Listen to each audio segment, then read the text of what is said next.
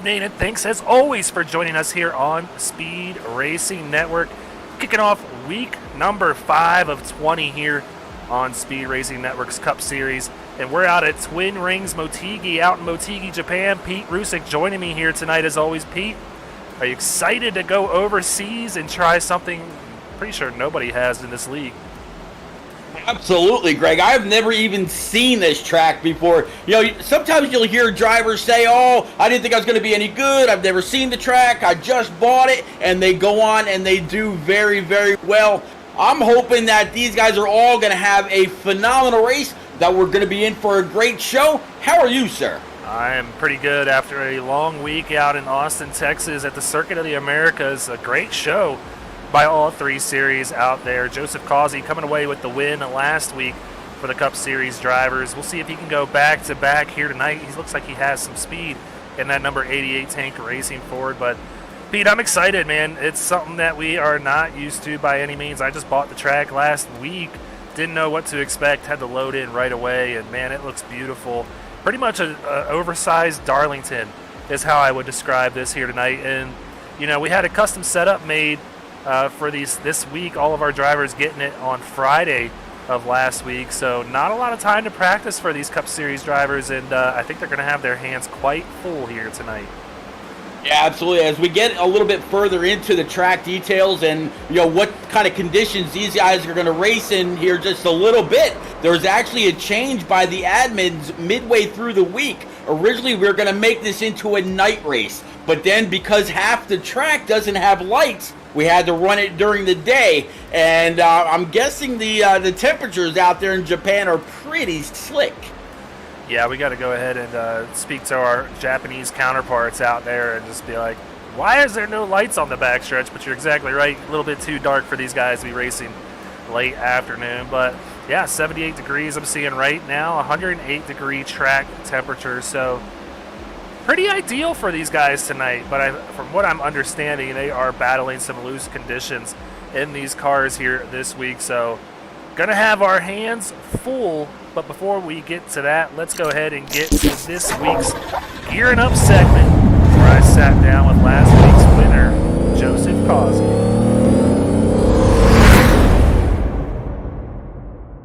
Thanks again, everybody, for joining me on this week's Gearing Up segment. I'm sitting down with the winner at Circuit of the Americas. That's Joseph Causey. Joseph, thank you so much for joining me here on Gearing Up. Tell me, man, you finally got that win after a few disappointments, ones that slipped out of your grasp. You finally got it at COTA. Tell me how that felt to finally get the monkey off the back. It felt very good, man, especially after Atlanta, man. Freaking Atlanta was a heartbreaker, to be honest with you. To be that good and freaking run away with it, and then just to have it taken from you from a caution of nothing of your own doing, that really hurt. Yeah, I can imagine. I've been there a few times. Now tell me what you've done. Like, what have you changed your pit strategies to maybe just kind of put yourself at less risk of getting caught under a caution flag, maybe that a wreck comes out? Have you changed anything as far as pit strategy goes after getting burned a couple times? I mean, we haven't had a real oval to really show any pit strategy. I know last week we had we had that the break or whatever you want to call it. So I mean, I just took it. I'd say I seen everybody coming in early. A lot of my teammates were wanting to come in early, and I wasn't completely sold on it, I guess. So I kept going, and I waited till the caution, and it worked out to my favor. So because I think a lot of my teammates, they got stuck behind cars that were running out of fuel, and they were modulating their fuel mileage around the track, and they got stuck with people running out of fuel in front of them. Yeah, I was kind of questioning your decision not to come in, I'm not going to lie, because I thought that would get, those people that were pitting an advantage over you, but I didn't realize that they weren't going to make it on fuel regardless. So it worked out for you last week. But, You know, your tank racing teammates, you guys are dominating here early on in the season. How does it feel to kind of set the tone early and really show that all the practice in the offseason that you guys did and the camaraderie that you guys carry over, that's paying off to this point of the season? Yeah, freaking everybody been doing good, we're clicking on all 8 cylinders basically. And it's been great to see. I came in, I raced some last year, and at the time I didn't really like the car, I guess, at the time, and I was just very iffy on it at first. And then when we got to, when Devin was saying, that y'all were switching to the new car, I got in contact with Devin. I was like, how can I get into this? He was like, there's a spot open for you. I was like, let's go. Yeah, well, tell me, what you like more about this next-gen car. I've heard really good reviews compared to the Gen 6 car that they were running last year. What's fitting you the most with it? I just think just the overall that you actually have to drive this car more than what you had to do with the Gen 6 car, to be honest, because the car is a lot harder to drive. You can see a lot of people are spinning out here and there, everywhere, and it's so much different. Some places it's great. And then some places it's like, oh man, this thing sucks. But other than that, man, it's just I enjoyed the car too because it's a challenge. That's pretty much why I ran Xfinity cars for as long as I did. I love the challenge that came along with them, and I'm seeing a lot of comparisons between the two cars now with kind of the low downforce spoiler in the back, and got to be a little bit weird using that 5th gear too, I imagine. But going from a new car to a new track this week, we're at Motegi. Tell me how you're feeling so far. I know they just handed out the setups a couple of days ago. Have you got a chance to practice, and are you looking forward to this new challenge? I haven't even practiced. I've been watching different things, been watching the races this weekend, and watched WrestleMania as well. Oh yeah. So. Hey, been watching all that. What else was that? Also watched Cletus McFarland's thing, Freedom 500. Oh man, so you've been busy. Heck yeah. Been a lot of stuff, cool stuff interesting on TV and on the internet. But I haven't had a chance to practice yet. And I also practice with my open team that they do a lot of the NIS stuff and Road to Pro stuff. So I was helping them practice yesterday as well with that, getting Martinsville ready for them. All right, well, we look forward to seeing what you do. I'm sure you're going to get ready for that track in the meantime, but it's a few tracks on the schedule too. We got Pocono coming up, and then we're going back to another road course, Watkins Glen, which I'm sure you're looking forward to, and then Talladega and Dover Motor Speedway, just to name a few. What's sticking out to you the most? You liking what you see with Watkins Glen? Yeah, I like Watkins. I can get around Watkins pretty well. Freaking usually usually I could get through there pretty freaking well. And let's see, Pocono's gonna be interesting. I think I raced the league race that had Pocono in it, and I was doing very well, and just ended up one of them deals where I got stuck behind something. I don't remember what happened. I think I wrecked myself. That's what happened. I wrecked myself.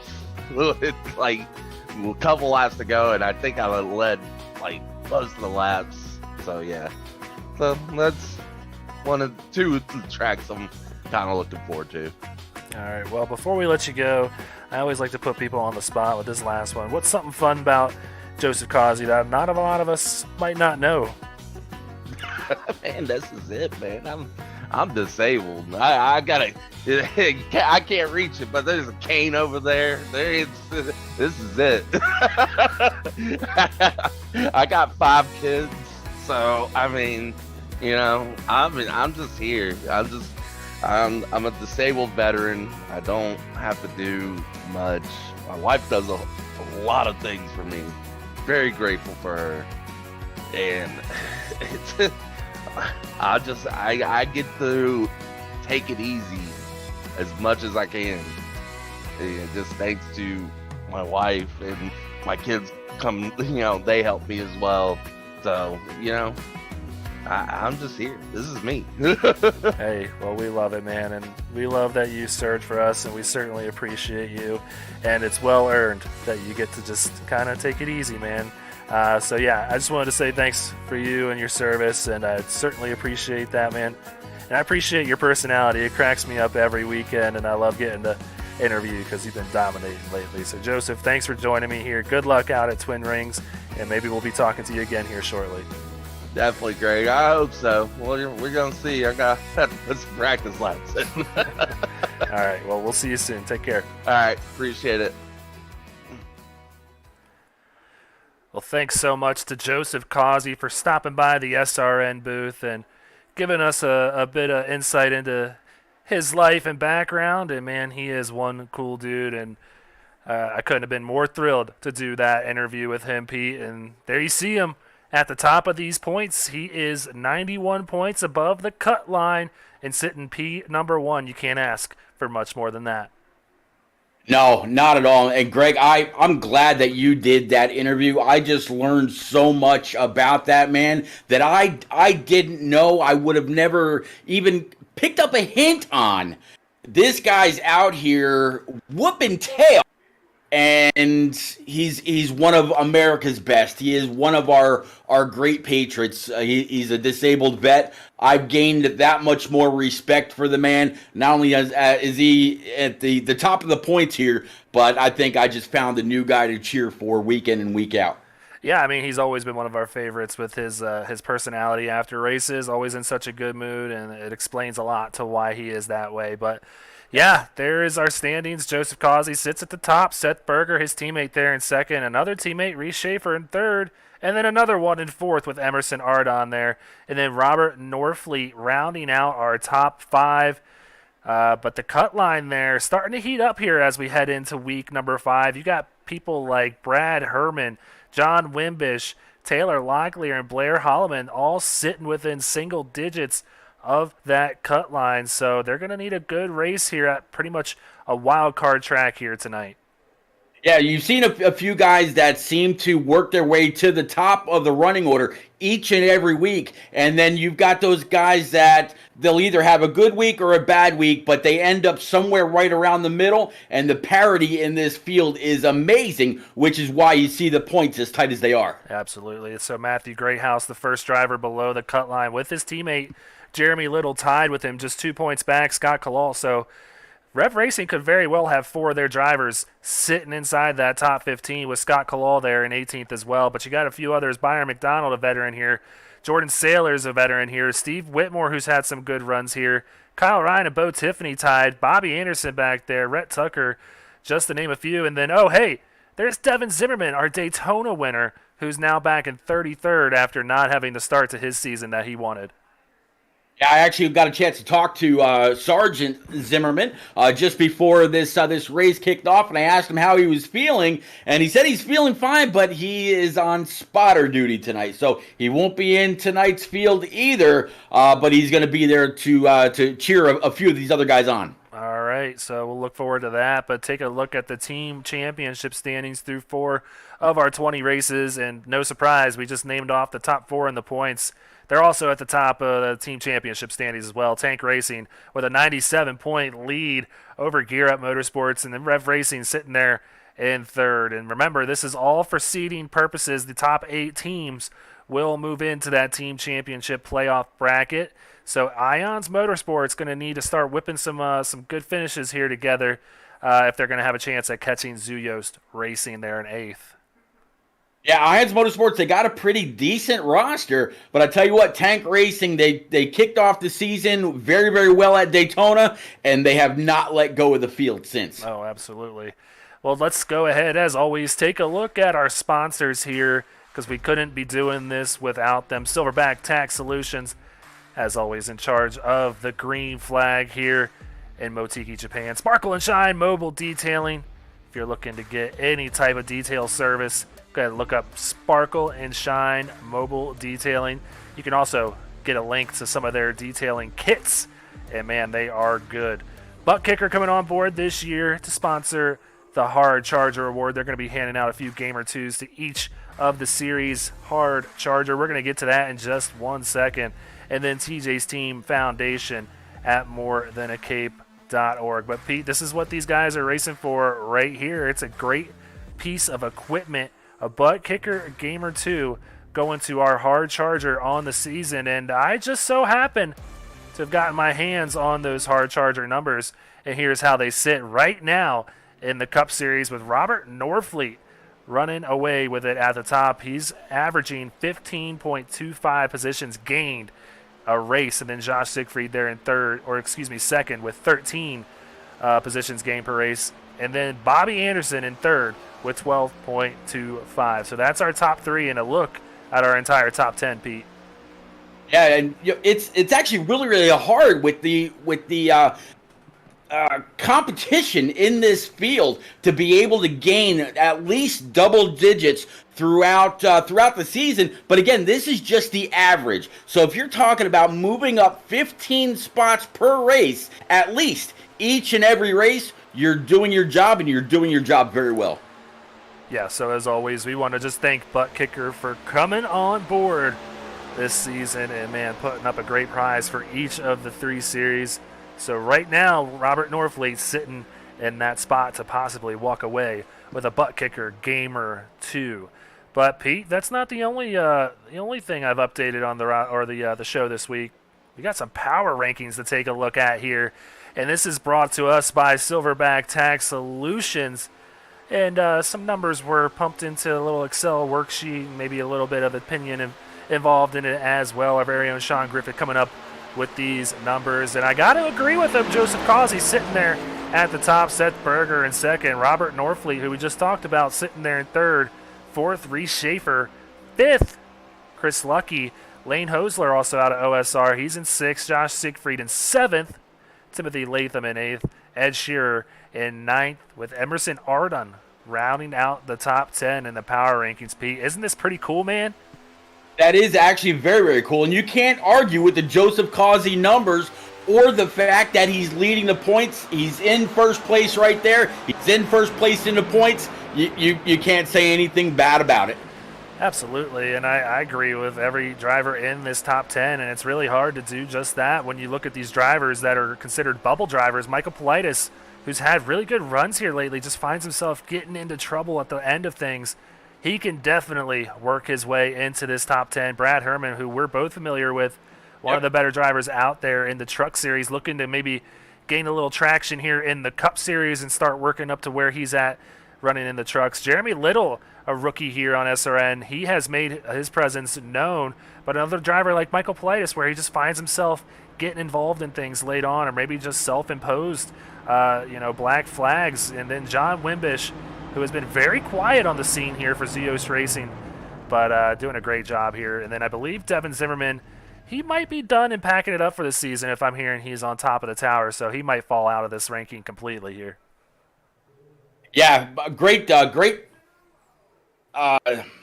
way to exhibit the strides and the effort that each and every one of these guys make week in and week out. And, I mean, it'll be interesting to see how much this changes or how often it changes throughout the season. All right, Pete. Well, we got about 40 seconds to go before we get out there on the track, but we could not get out there without mentioning TJ's Team Foundation like we always do here on SRN. Coming on board, and, man, such a great cause at morethanAcape.org.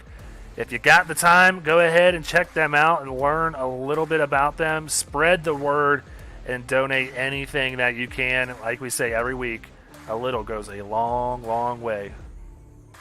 Absolutely. When these guys are literally, helping out every single family that they can, or the families that reach out to them, kind of like a St. Jude's, where they help the families take care of every bit of responsibility that they've got back at home so they can concentrate on their loved one, their sick one, maybe in a pediatric center somewhere, which is what the entire team is about. Travis Anderson and morethancape.org do a great job. And Greg, most of it is by word of mouth. Yeah, that goes a long way. That's usually the best way of sharing information, is just sharing it with your friends and family. So please go ahead and check them out. But Pete, it's time to get out to Motegi, Japan. It just sounds so weird saying that, but we're out here in the land of the rising sun. And here is our starting order for tonight's SRN Cup Series. Chris Lucky out of Ohio Sim Racing. He is going to be on the pole tonight. Just outside him on row 1 will be Seth Berger. Jeremy Little with another great qualifying run, starting third. And to his outside will be Ed Shearer. Yeah, starting P5 for Red Racing is going to be Matt Greathouse in his number 46. To P6 going to be Reese Schaefer in that number 17, representing Tank Racing once again. Emerson Ardon in P number 7, another Tank Racing driver in his number 57. And in the 88, another Tank Racing. I'm starting to recognize a little bit of the theme here. Joseph Causey. Yeah, they definitely have put in the time this week, with 5 drivers inside the top 8. So rounding out our top 12, going to be Scott Kalal in 9th, Corey Saucier in 10th, Dave Fuchs Jr. in 11th, and Jordan Sailors.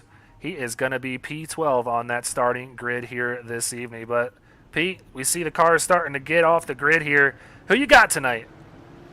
I got to go with Reese Schaefer. I didn't get a chance to talk to him, but I heard when he's really, really fast in practice, it means that he's going to normally perform very, very well through the race. I haven't picked him yet this season. I think he gets it done tonight. Who do you got, Greg? Well, I'm going to seem like I'm just taking the low-hanging fruit here, but I was going to take Chris Lucky here regardless of where he qualified. He just happened to get the P1 position out of qualifying. He was around the top 5 in practice speed. And Lucky is always up front, and he's just been around there the whole time this season. I expect a lot of the same here tonight. So I'm taking Chris Lucky out of Ohio Sim Racing with my pick this evening. Well, how about out there in chat, the one and only Combat Beast, the guy that we are very, very familiar with. He says his pick is Edward Shearer, since I crew chief for him, but my computer is having issues, so I'll be watching in here. So even Combat Beast getting in his 2 cents. Yeah, and I'm seeing Bobby Scott Patey Jr. telling Justin Smith he better win tonight, so a lot of pressure for Justin out there. But Pete, pace car is off of this track here in Japan. And that Silverback Tax Solutions green flag is out here. We're getting this thing underway here in the land of the rising sun. Absolutely, green finally out. Everybody's barreling off into turn number 1. I don't know if you noticed this yet. I think I mentioned something in pre-race, but the Japanese, they do something just a little bit different. Turn 1 is turn 1, turn 2 is turn 2. There is no 1 and 2 at one end of the track and 3 and 4 at the other. We could say 1 and 2 and 3 and 4. But, man, what a great start. I heard turn 4 is going to be calamitous. We'll have to watch. Yeah, you're already confusing me, so we got to get that out of our heads right now. But Joseph Causey looks like he washed up a little bit there on that first lap and lost a few positions because of it. So the 88's starting to fall back now with Matthew Greathouse just to his inside. So we'll keep an eye on that, but take a look back up here for the front here, see what this battle for the lead is looking like. Whoa, somebody gets really out of shape right there. I think that was Jordan Sailors in the 55, and the yellow flag is out for the first time here tonight. Yeah, it looks like something might have to do with Robert Norfleet.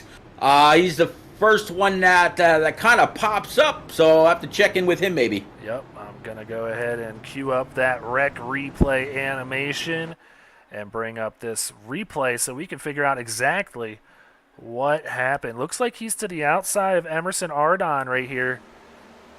Let's see if he gets a little bit loose and it's self-imposed. Oh, he gets into the wall, keeps it up there all to himself. So I'm not sure he's going to collect anybody else here. Ooh, and the 28 of Gregory Smith just didn't have anywhere to go to get by him there. Yeah, you could tell that he was hard on the brakes. You see all the tire smoke, leading up to that. A little bit of contact, but not too bad. Great job by Robert Norfleet to keep it up by the wall, keeping it locked down, and great job for everybody that was able to get on by. Great exhibit of track awareness. Yeah, so that could have ended a lot worse for our buddy here, Justin Smith, but I think that given the contact that he made with that 56, I think he's going to count that as a win in his book. So race control determining that caution being caused by Robert Norfleet. He's going to get the EOL. And Pete, it's almost weird seeing the yellow flag fly here. After Coda last week, we're used to this thing staying green. Yeah, well, there was a lot of opinion circulating around pre-race with a lot of the drivers wondering, was it going to go green a while? Were we going to see a few cautions? This is the first time I've ever been to Motegi. I have a feeling this is going to be the first time that a lot of these drivers would too. If you follow the iRacing official schedule, it never once mentions Motegi, so I doubt there's very many laps turned by any of these guys before tonight. Well, Pete, what if we just started a trend here and maybe force NASCAR's hand to explore maybe Go going back overseas? Yeah, and making this a thing. Yeah, what was it, the mid to late 80s, maybe early 90s, where they went over there once and only once. Hey, you never know. Seeing a little bit of a shout out in the chat. Mark Berger showing up, number 24, Roll Flood Brothers there.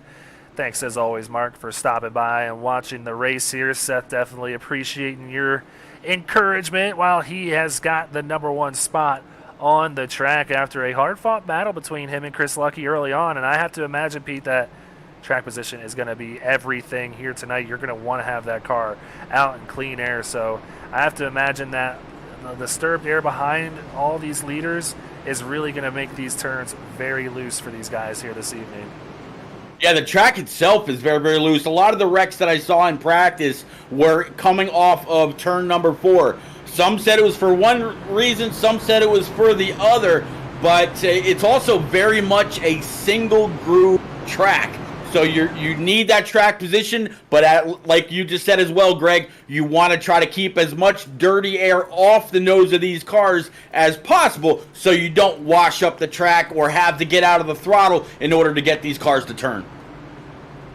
Well, we're going to get this thing back underway here shortly. Pace car lights are off, and they're getting this thing gridded back up 2 by 2 by 2 for about 20 rows deep. Well, actually 16, only 32 cars showing up here tonight, which is pretty surprising, but I think that plays a lot into just people not owning the track. So yeah, I think that we had some no-shows today because of that reason, and unfortunately for them, they're going to have to burn a drop week here as we get to the midpoint way of the regular season. This is where all these races will matter big time. So we're going to see how it works out for Seth Berger. Now he's got the field in his hands with Chris Lucky just to his outside. Got some teammates behind him with Ed Shearer and Reese Schaefer. But that Silverback Tag Solutions green flag is back out here in Japan.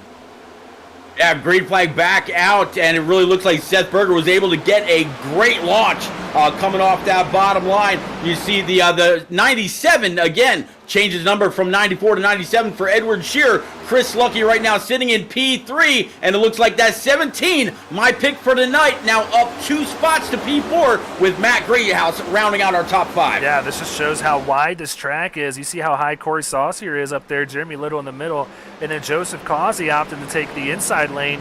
All these drivers had plenty of room and a lot of room to work with in their own respective lines, and they get through there pretty cleanly. So I'm excited to see how this race works itself out here because it's just so much room. I think there's going to be a lot of great racing out here like we're seeing between Emerson Ardon and Scott Kalal there in the 23. Yeah, Emerson Ardon and Scott Kalal, they have Timothy Latham and Jeremy Little right around them, talking about that 5 Raise Energy machine, and the 55 or Jordan Sailors kind of sending it off into that corner right behind the guy in front. coming back to a straightaway. And Greg, these straightaways at this track are huge, almost reminiscent of like a Michigan. Yeah, it's a really weird track, man. A lot of people have been comparing it to a gateway. I get it because of the shape and the surface being relatively flat around here, but you just saw as we took an onboard cam of Jordan Sailors how long that turn 1 and 2 is, and it just seems to go on forever. And then you come down here and it's just completely opposite. A very quick turns 3 and 4. You got to get heavy onto the brakes here and be really careful not to overdrive it on the exit. You saw him kind of have to pedal it a little bit and lost some time to Emerson Ardon, who's just in front of him. So a very interesting track. I kind of compared it to Darlington, but it's really not at all like Darlington because that is a very high bank track. I would definitely put it in the likes of a gateway, but much bigger at sitting at 1.5 miles. Yeah, much bigger at that 1.5 miles. You know, and as you're riding along right there with him as well, in the middle of 1 and 2, I didn't catch that earlier. There's actually a huge bump right in the middle of the corner. That's something that these guys are going to have to watch as the night goes on as well, as they continue to burn off fuel and wear down these tires. Is that going to be an issue to where they're going to have to either pedal it back just a little bit because they get loose going over that, or get tight and wash up the track? We might have to keep an eye on that as one of the many spots around here as it goes on with a wreck. Yeah, Greathouse and Causey involved in this one, but they keep it going there. Great by both of those drivers to not get too crossed up there, because that looked like it could have for sure been a caution. Trying to get a better look at it, but not seeing anything pop up, Pete. I'm sure you're not either. But it looks like some heavy damage to the left side of that 46, so curious to know if Causey just came up a little bit and got into the 46 of Matthew Greathouse and sent them both kind of spinning down on the inside of that back straightaway. But they both kept it off the wall, so I think they should be fine out there. Yeah, looking at the front end of that 46 as you continue to focus on him, it really looks like the damage is kind of contained from about the driver's door on back. I don't see any issues with the rear end, with the spoiler or anything like that. It looks like he's going to be good to go, but he might rely on that draft just a little bit more. All right, so we'll keep an eye on Matthew Greathouse's progress. After a great start to the night, he finds himself back in 21st position. But up front, new leader, it's going to be Ed Shearer out there in the 97 machine for Tank Racing, having a great start to this race, and I believe he had some people giving him a pick here tonight, so they're looking pretty smart. Look at this. 3 Tank Racing cars controlling the field, kind of like what we saw at Daytona, Pete. We say 3 tank ponies are running away with the race? I think we could say that. Yeah, I think that works. Yeah, absolutely. These Mustang GTs in the front right now, they've got a second, almost gaining, and a second and gaining, working on a good second and a half back to Chris Lucky and then Jeremy Little. These 3, I tell you what, if they can stay like this, single file, and just pull away from the rest of the field, they might have something for themselves later on. And I think if I heard correctly, when speaking with a few of these guys, they can run between 40 and 50 laps on a single tank. So we're only going to see, with that one caution, it actually might be close, Greg. They might have to make 2 stops. We'll have to see. Yeah, it'll be really interesting to see how that plays out, considering that there are some drivers here in this league who are pretty good when it comes to saving fuel. So I'm excited to see how that works out, actually, now that you mention it. And, yeah, so I'm glad you had those numbers, because I certainly did not. I wanted to get out here and maybe turn some laps with these guys, but was unable to do so. I have no idea how this track drives. I don't know what the fuel mileage is. So, yeah, I'm a true commentator this week, Pete, with no experience when it comes to this thing. Well, you could just call me Michael Waltrip on the grid walk before this race, because I was talking to a few people. And, these 3, again, continuing to pull away. Chris Lucky is now officially at that second and a half with Jordan Sailors now. He moved Jeremy Little 1 back. And so far, the guy that is up the most spots is going to be car number 91 for Kyle Ryan, sitting P18. He's up 13 spots so far, Greg. Yes, he is. So he is currently our butt kicker hard charger as it stands. Good call, Pete.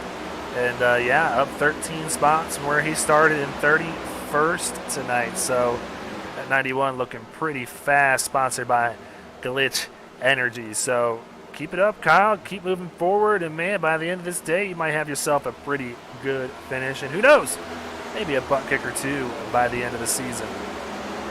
Ooh, got a little loose right there off the corner, and again, that is where everybody was letting that tail end get a little happy off of turn number 4 or turn number 2, depending on which nation you're watching from, I guess.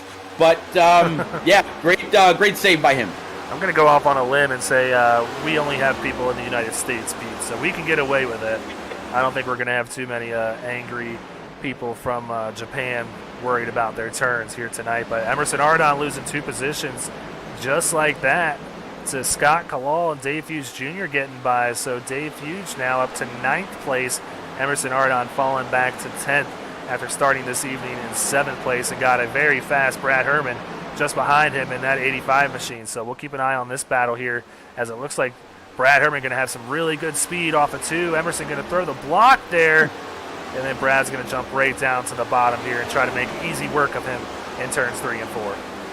I tell you what, I really like that Ions Motorsports paint scheme that Brad's got on there. Absolutely matches those TJ's team colors to a T. That's a beautiful looking 85. Yeah, a very fast looking 85. And it's kind of fitting, being that was kind of an overlay for Brad Keselowski's one of his paint schemes last year in the 2-car, so why not go to another Brad here, and Brad Herman running for Ions Motorsports, the new team on the block. He's got 1 car now sitting in the top 10, so going to be looking to pick up a few more spots. But man, Emerson Ardon falling like a rock through this field now, going to be under attack by Lane Hosler in the 61 machine out of Ohio Sim Racing. That 61 back there in the... Yep, that's that turn 4. Or turn 2, Greg. I'll let you decide what you want to do. Man, you're confusing me so much already. I'm just going to keep up with what we've been doing all season long. No reason to break away. But turn 4 has been very, very loose throughout qualifying, throughout practice, and these guys are showing why there was so much, so many differing opinions on what kind of action we were going to see here tonight. Was it going to be a caution-filled race because of the loose issues, or were we going to go green? It was literally, like half and half almost. Well, taking a look here at Ed Shearer's numbers, you can see his best time there with 36.555. Last lap by is a 37.049, so only a half-second fall-off about 20 laps in on these tires. Yeah, they had a few run under caution. But that's really not a bad turnout, or a fall-off, for these tires here this week. And you usually see it fall off a little bit more at a flat track. So very curious to see that. And I'm wondering if that's going to be the same for all 3 series this week. And like I said, I'm just learning as we go here. It's kind of a trial by fire here tonight for me up here in the booth because, like I said, I got no clue here tonight. And that's kind of making it even more fun out there. Well, just think, Greg, when you're back tomorrow night with the Truck Series, and then again on Thursday night with the Xfinity, you will be a Motegi veteran. Oh, yeah. So you get a little bit of a pass tonight, but, man, I'm looking forward to actually watching tonight and then being back here with you on Thursday for those Xfinity cars. We'll both be very well-versed. Yeah, you just can't stay away. You got to come back and get a little bit more. But yeah, I don't think I'll be called a Motegi expert by any means at the end of this one, but I will probably more than likely be a Motegi fan because this track is really cool. And to just see us finally here, I know everybody saw this on the schedule and it was kind of like man, what's that going to be like? We're here and it's happening and it's awesome. So I appreciate each and every one of you out there in the chat for stopping by here as always. Please hit that like button, hit the subscribe, and hit that little bell so you know any time that we go live. Streaming on all 3 platforms tonight, Pete. We got YouTube, we got Facebook up, and we got Twitch, and we got the best audience out there. So I appreciate each and every one of you, like I said. Yeah, it's a lot of fun when you can go and broadcast to every single platform. You've got guys that like to just stream, go through Facebook and see what they come across, and why not sit back and watch a great race from Japan. If you're a NASCAR fan, you may have never seen this place before, even though they were here once a long time ago in real life. Or maybe you're just on YouTube and you don't really do Facebook a lot. Maybe you're just maybe you're all over Twitch and you're browsing through. Great way to cover it all. Good job, Greg. Oh, thanks, Pete. Couldn't do it without you, bud. We got a battle here for 4th. Jordan Saylor's looking to move his way up, and I told you he was fast in practice, and that 55 looks awesome here tonight. So it would be really cool to see Jordan Saylor's kind of upset the field and get that 55 parked in victory lane. So he's got 3 more cars, very fast tank racing cars to work on. But Jordan Saylor is now up to 4th. And Jordan Saylor's up to 4th. Timothy Latham, P number 5 right now, and Chris Lucky has been relegated 5 spots back to P number 6. But he's still right there with these other very, very fast cars. And just like that, they've gone from knocking on 2 seconds down to then they've gained about a 10th already, and just as I say that, looks like they had a little bit of a bad corner, throwing into the other side of the track down to 1.7 and counting. So if these guys can get together the same way as the top 3 are, we might actually have a battle when it comes down to pit stops. Yeah, I have no clue how it works with draft here, but I have to imagine it does help like you go to any other track, but I'm not sure drafting's going to help them catch this group. I think just being patient, like we're seeing this group of drivers 4 through 6B, I think they're going to start running them down a little bit. Jordan Saylor's is catching them. Let me see if I can go ahead and pull that up, Pete, and figure out exactly how much time that 55 is running them down by. If you take a look at the time there on the scoring pylon, you see tenths and you see hundredths. These guys are like thousandths and thousandths and thousandths, and eventually it adds up, as now it looks like the 55 and the 5 have kind of pulled away from the 7 of Chris Lucky just a little bit. I don't know if the lap car right there played factor into it. I didn't get a chance to watch that part of it, but now Chris Lucky has a little bit of work to do if he wants to try to get back to the back bumper of the 5. Yeah, and I'm not counting Chris Lucky out by any means. When I talked to him a few weeks ago after his win at Phoenix, I just got a real sense that he is probably one of the more patient drivers out there. So he's going to let these guys go ahead and try and figure it out, and I think he's really taking notes on what it takes to be patient around this track and is going to utilize that when the time comes. But just as I said, Saylors was running down our leaders here. I pulled up the numbers, Pete, and I was exactly wrong. So there goes that, huh? That's how it works usually. Proving my own self to be wrong. But nonetheless, that 55 is fast out there and got Timothy Latham just behind him. No pressure from the 5. And, yeah, I think if they work together and just kind of be patient, who knows? I think they could definitely run down those leaders of Shearer, Schaefer, and Berger out of Tank Racing. Well, I'll tell you what, if you ask both of our significant others, we're never right. So, hey, why not just carry the trend into a race from Japan where we had no clue either there? So, not at all, man. We can't be right all the time. We'll say that. But, man, to be able to come out and watch these guys perform week in and week out and just try to be able to convey the energy that they put out on track through our words, we're right all the time. I like the way that sounded, Pete.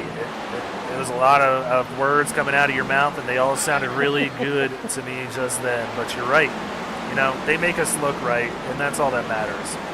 Because you're right, because we get that enough at home. We're never right with the old ladies. But, yeah, so a good battle back here between Politis and Greathouse. Greathouse still trying to make up the ground that he lost after getting into a little bit of a scuffle with Joseph Causey. Causey just ahead of these guys, sitting in 18th. So those guys are going to have their work ahead of them as this thing is looking like it might stay green here for a little bit. It's going to be tough to catch up to these leaders if that's the case. As they come across the line this time, I believe that just started lap number 32 out of 115. We had a very, very early caution, and that's gonna throw off the pit strategy. It's gonna be interesting to see of those that are normally great at saving fuel, whether they've started already or if they just say, nah, it's not gonna matter if I can only go 45 laps. There's no sense in trying to save any. They've really got to keep up the pace, and that's the way that they're either going to do it, and we're going to see some of the guys in the back charge hard later on, or it's just going to be a flat-out race. We'll have to see how it all unfolds. Everybody that's out there, whether you're in Twitch, Facebook, or YouTube, stay tuned. Yeah, take a look at the numbers here over the last 5 laps. Sailors is closing the gap on these leaders here by about 4/10. And it's got to be promising for this 55 to be running down the leaders later on in the run. That's exactly what you want to see. I don't know if he really gained any ground this time by. I think he's going to be in the red. Yeah, so lost a 10th that lap, but still slowly chipping away at those leaders just in front of him. I think this 55 is going to get there just in time for everybody to go down pit road. Absolutely. They were sitting at 1.9, almost 2 seconds back. Now down to 1.6. I don't want to jinx these guys, but yeah, like you said, chipping away a little bit by little bit. Some more people representing Burger Nation out there. I see Kate out there in chat saying, let's go, Burger. We get another shout out from Mark Burger, giving Seth the encouragement that he needs. He's just kind of riding behind his teammate right now, not pushing anybody's buttons out there, and kind of just trying to tick off some laps, I do believe. So I don't think we're going to see him make a move on the leader, his teammate Ed Shearer, anytime soon. That's not to say he gets a better in and out of pit road and gets ahead of that 97 and maybe leads the way for a little bit. But as I checked in with Jordan Sailors a few laps ago, these guys still continuing to now pull away from that 4th place car of Jordan Sailors and Timothy Latham just behind him. Chris Lucky hanging in there in 6th place, and then Brad Herman up to 7th place now. So Brad having a good run after starting in 13th on the night. Yeah, right now the 85 seems to be, he's kind of like that middle car. He sees Chris Lucky up ahead, but he's also got Scott Kalal in his rear view, and if Scott can get a great pull off that 85, that would be a nice 2-car duo to try to push on up to the 3 that are trying to catch up to Shearer, Seth Berger, and Schaefer. Caution's out. Caution is out indeed. Trying to see, looking like it's Taylor Locklear here. 00 out of Ohio Sim Racing. So let's go ahead and get the sparkle and shine rec replay queued up for everybody out there in the chat. So coming off of turns 3 and 4 here, it gets loose. Turns back up, stops right in the middle of the track. Whoa! Great job saving that machine. Man, I could feel his heart pumping there through my chest. That was an awesome save. I know that's not what he wants to hear because, he's going to be going to the back of the line with that EOL. But we got to take a look at that one more time, Pete, from the cockpit cam and just see these hands working inside.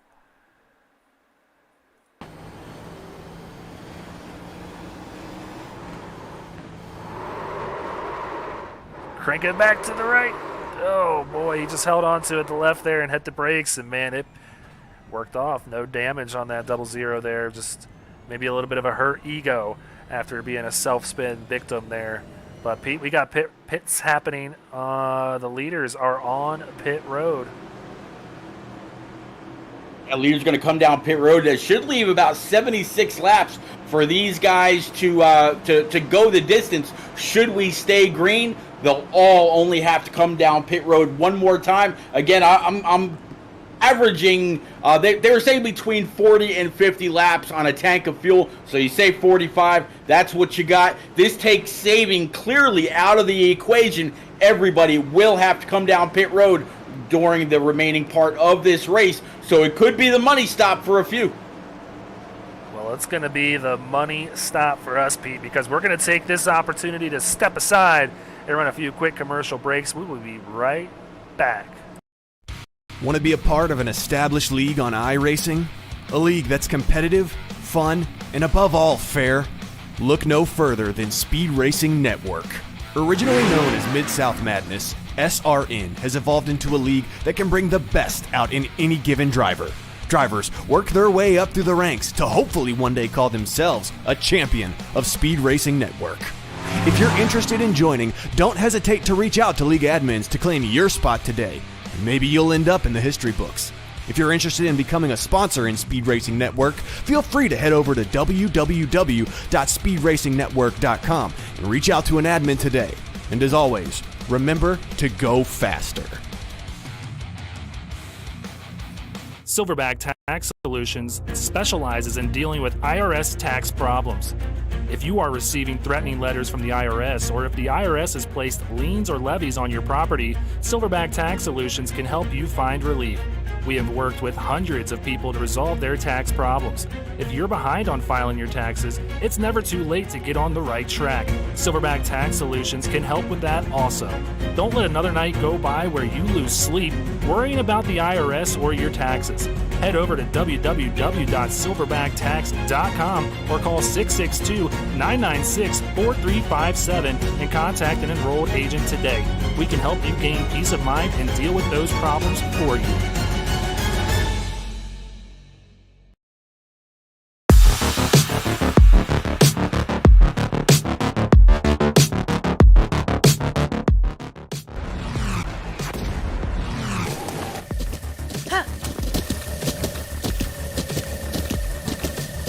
With the Butt Kicker Gamer 2, what you see and what you hear is what you feel.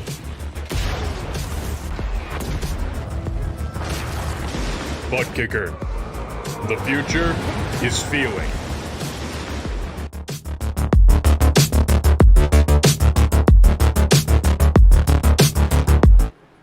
All right, you guys, as always, did not miss one bit of the action. You see the flag being held up, indicating one lap till we go green. These guys getting gridded up here out in Motegi, Japan. And Pete, we were just talking in the break.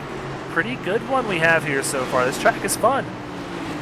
Oh, this track's a blast, and it really seems like these top three, Ed Sheeran, Seth Berger, and Reese Schaefer, they seem to have a pretty good grip on this Japanese oval. I don't know what else to say about these guys, but wow. You know, I mentioned in the beginning of the race when we were talking about points and team points, Tank Racing has just taken over since Daytona.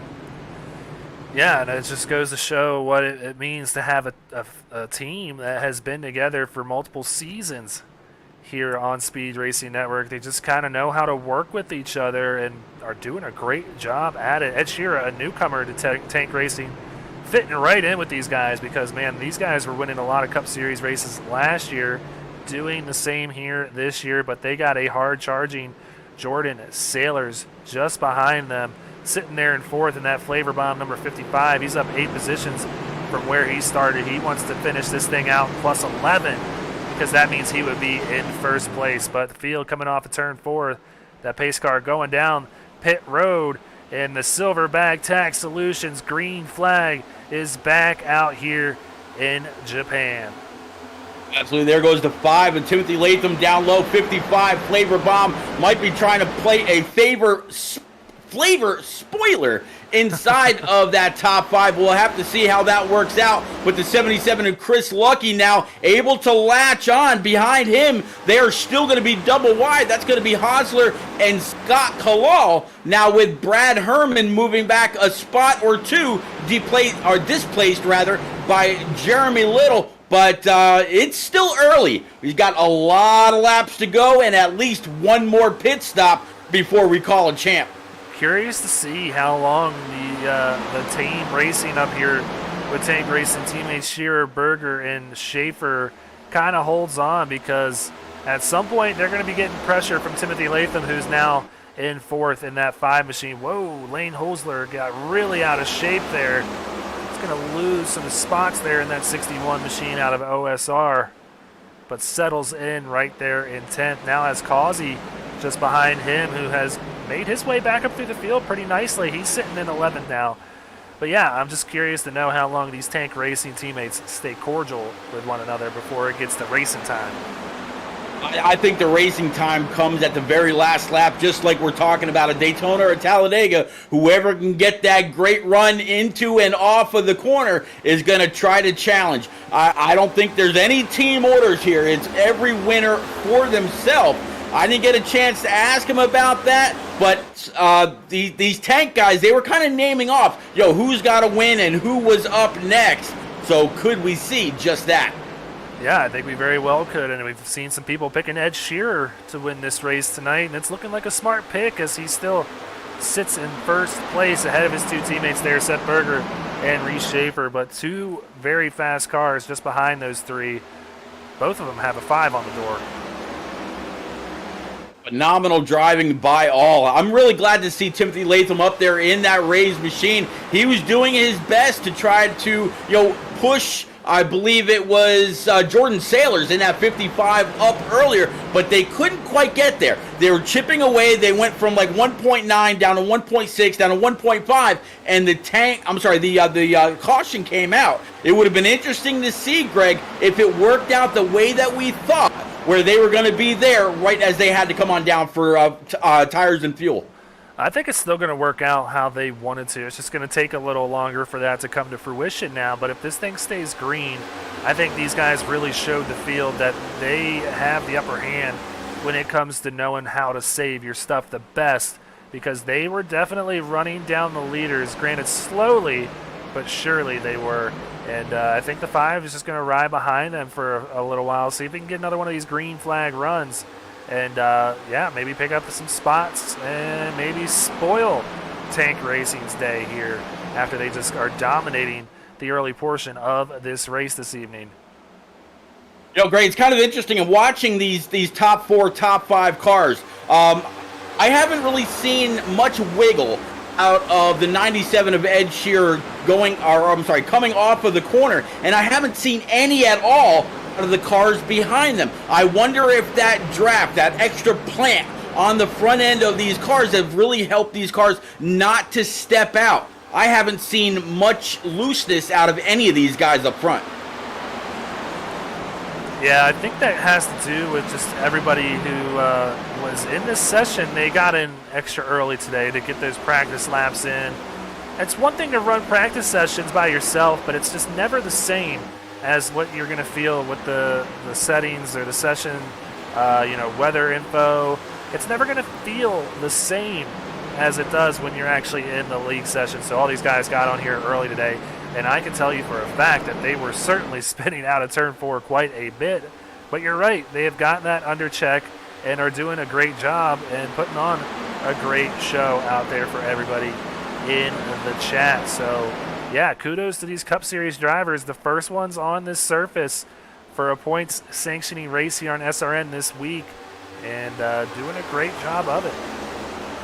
Absolutely. While you were in the back a little bit, or kind of going through the field, the 5 of Timothy Latham took a look underneath the 17th to see if he'd actually be able to pull off the pass, but thought better of it, got back behind him, and also the same thing was going on between the 55 and the 77, but they all decided just to get on back where they were while there was still a gap.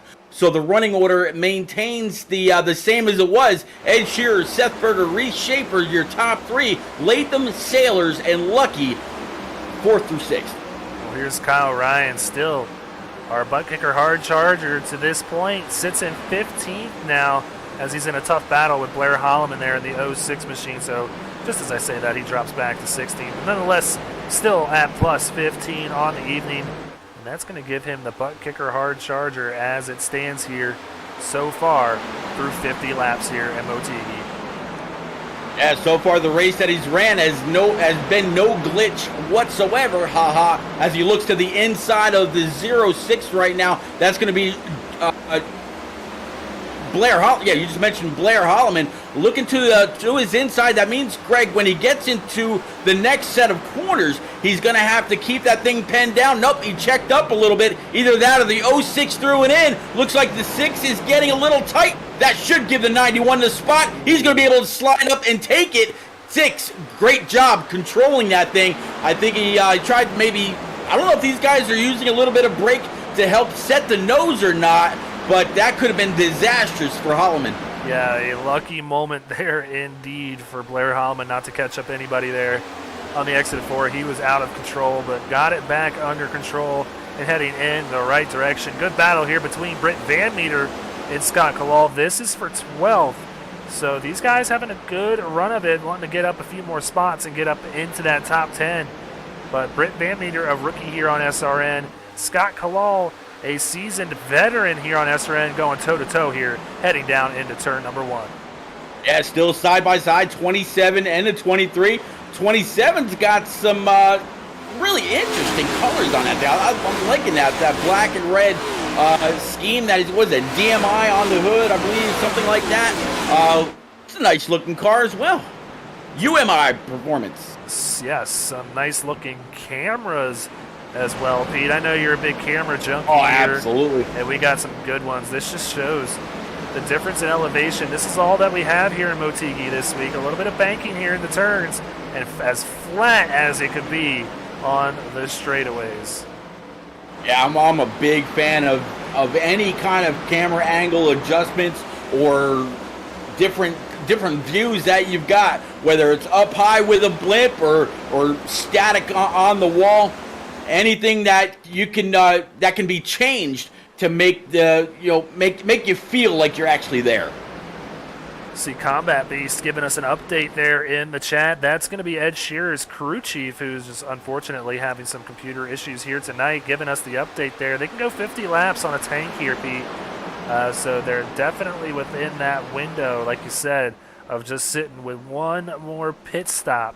Now, when do you take that pit stop, Pete, is going to be the real question. There is a huge window now that gives people the opportunity to short pit if they want, but I'm not sure that's going to be as advantageous as they want it to be, because we looked at the fall off earlier and there was only a half a second about after maybe 20 laps on these sets of tires. So it's really hard to wager what you want to do here.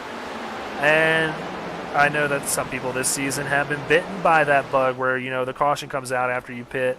That often plays a role in whether you stay out or not. It's just a hard game to gamble with right here on when you want to come down and get that last service.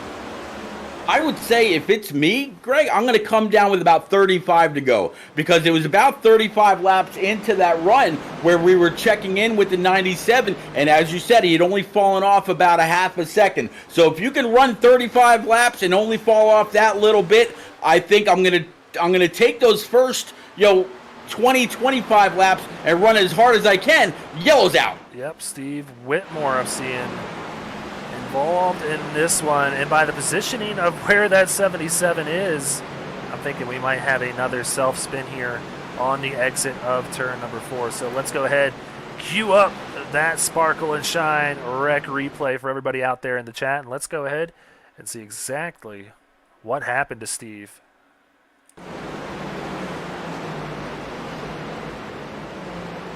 So yeah, he just turned it down a little more than he wanted to avoid hitting Politis there. Great job of keeping that car as much off the wall as he could. I think he's going to be seeing minimal damage from that. But yeah, I think he just saw these cars in front of him checking up, and he just kept it turned down just to not drive into the back of Politis right here. Yeah, kind of checked up a little bit, turned left at the same time, and then tried to save it. Did a great job trying to do so. And as you say, just minimal damage. Even with that shot on the hood, you don't see where the hood buckled up very much. Little bit right there, but not all that bad.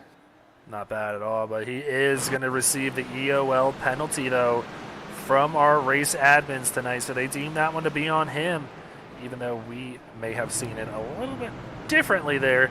It might have been a mix of both. He was definitely loose in that number 70 Chevy Camaro. but I think he just saw Politis get a little bit out of shape in front of him. And Pete, obviously, I think we're going to see some pits this time and all the leaders are coming down pit road.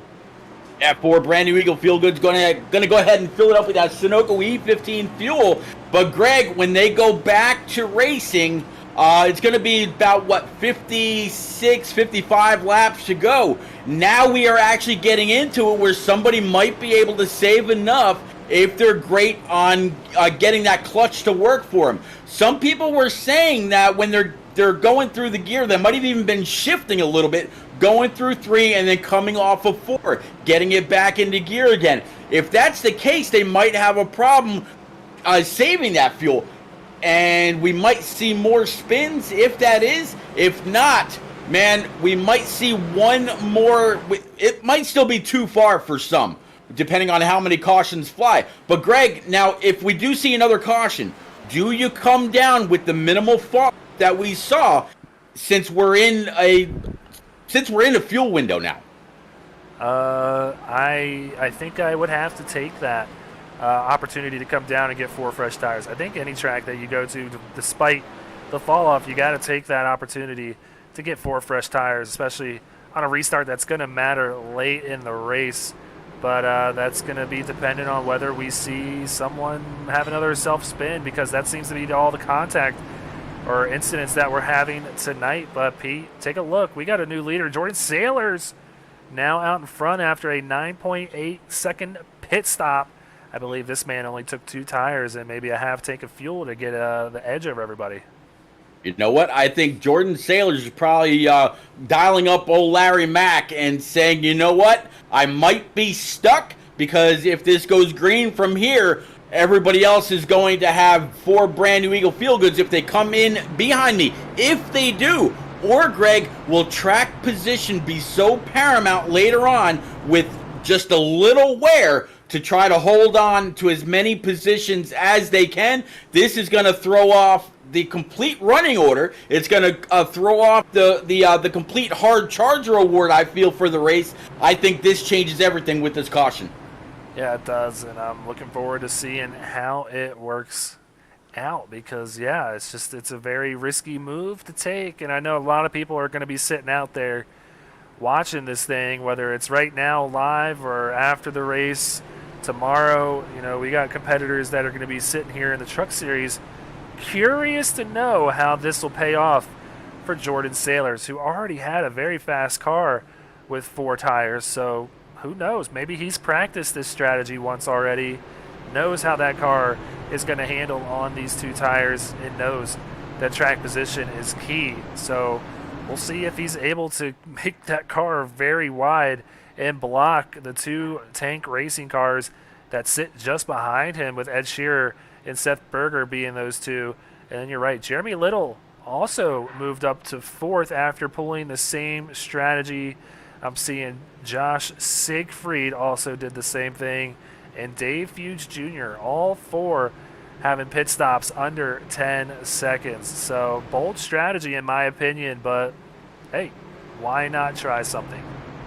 Absolutely, you gotta get it up there and get going. They saw the 97, the 24, and one other really working very well together. 17, as well as the 5 of Timothy Latham, working very well. He's got to try something to break them up. And oh, by the way, grab that track position. Great job by that 55. Yeah, so I think a lot of eyes will be on the screen right now to see if this works for Jordan Sailors.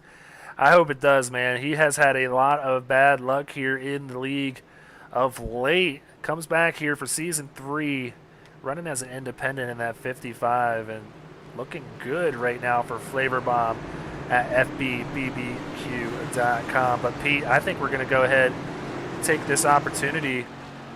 Once this pace car peels off, we're going to go ahead and try out a little bit of SRN overdrive and turn it up a notch here.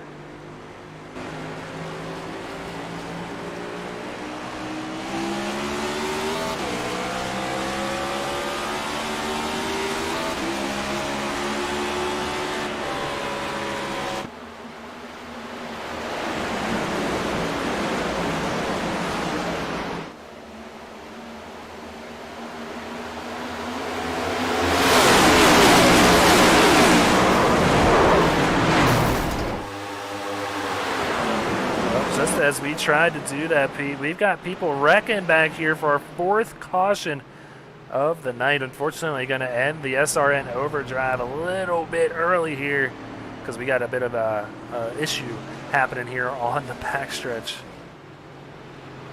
Yeah, I mean that battle up front was extremely fierce between Ed Sheeran and Jordan Sailors. I mean, side by side, pinching each other down, and then in the back, a lot of hard driving as well. Brings us to our next caution. Get that off there. I didn't mean to have an SRN overdrive here. This is a wreck replay brought to us by the one and only Sparkle and Shine. You see Byron McDonald there going around in that 8 Advanced Sim Racing sponsored Chevrolet. Seeing that Justin Smith is going to be given the EOL for this one. So let's go ahead, cue that back up. Let's figure out what happened to this 28 here. I think off the corner, you see him a little slideways right there, still on the throttle, trying to save it. Comes down right in front of the 54, puts the 8 up into the wall. And that was all she wrote. Another guy also got collected a little bit further in the back, almost like what we saw earlier, where a car was parked up by the wall, tried to slip on by, and just not able to right there either. Yeah, you see the 28 there, the white car coming down, and just nowhere for Wimbish to go. Back up in front of Byron McDonald. That gets Saucier involved. Bo Tiffany also involved. About 6 or 7 cars involved in this one, Pete. But this might be that stop where we see not everybody coming in. About 7, 8, maybe 9 drivers only deciding to come down this time. This could be huge, Pete, because they can get to the end now, I believe, if they just save a little bit under caution here. Now, this could be huge for Jordan Sailors. He gained 3 spots on that last pit stop. Could he now take all 4 with the rest of everybody else and have – nope, never mind. I actually see him out there on track. You almost snookered me, but yeah, 97 of Ed Shearer. He was in position to take the lead when that yellow flew, so the 55 is going to find himself in P2, still with more than likely just right side tires, and they're going to line up behind him, working lap 63 of 115. I think we're going to go back go back green, I should say, at 65 of 115. So laps are winding down, Greg. Yeah, I think if there's anybody that's going to benefit it the most, it's going to be Emerson Ardon back here, who was kind of falling through the field there, so maybe needs a little bit of an offsetting strategy. Could he possibly come away with his first career SRN win? Only one way to find out, and that is to stay tuned, because it's going to get good here in the next couple of laps. But we're going to step aside again and run a few quick commercial breaks.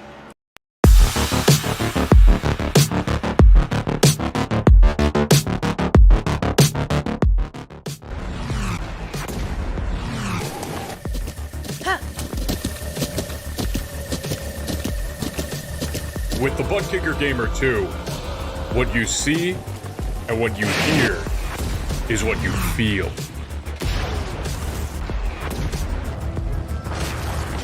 Butt Kicker. The future is feeling.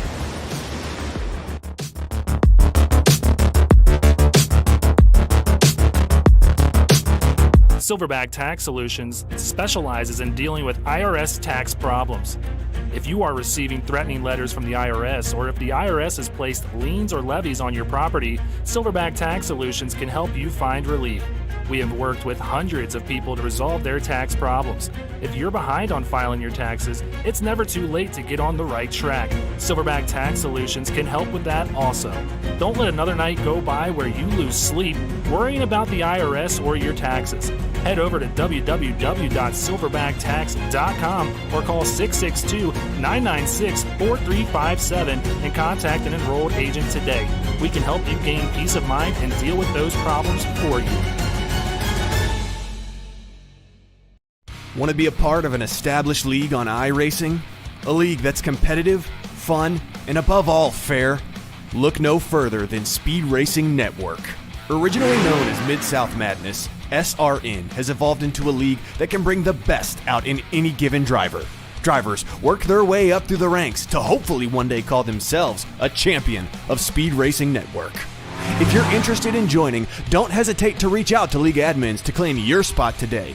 Maybe you'll end up in the history books. If you're interested in becoming a sponsor in Speed Racing Network, feel free to head over to www.speedracingnetwork.com and reach out to an admin today.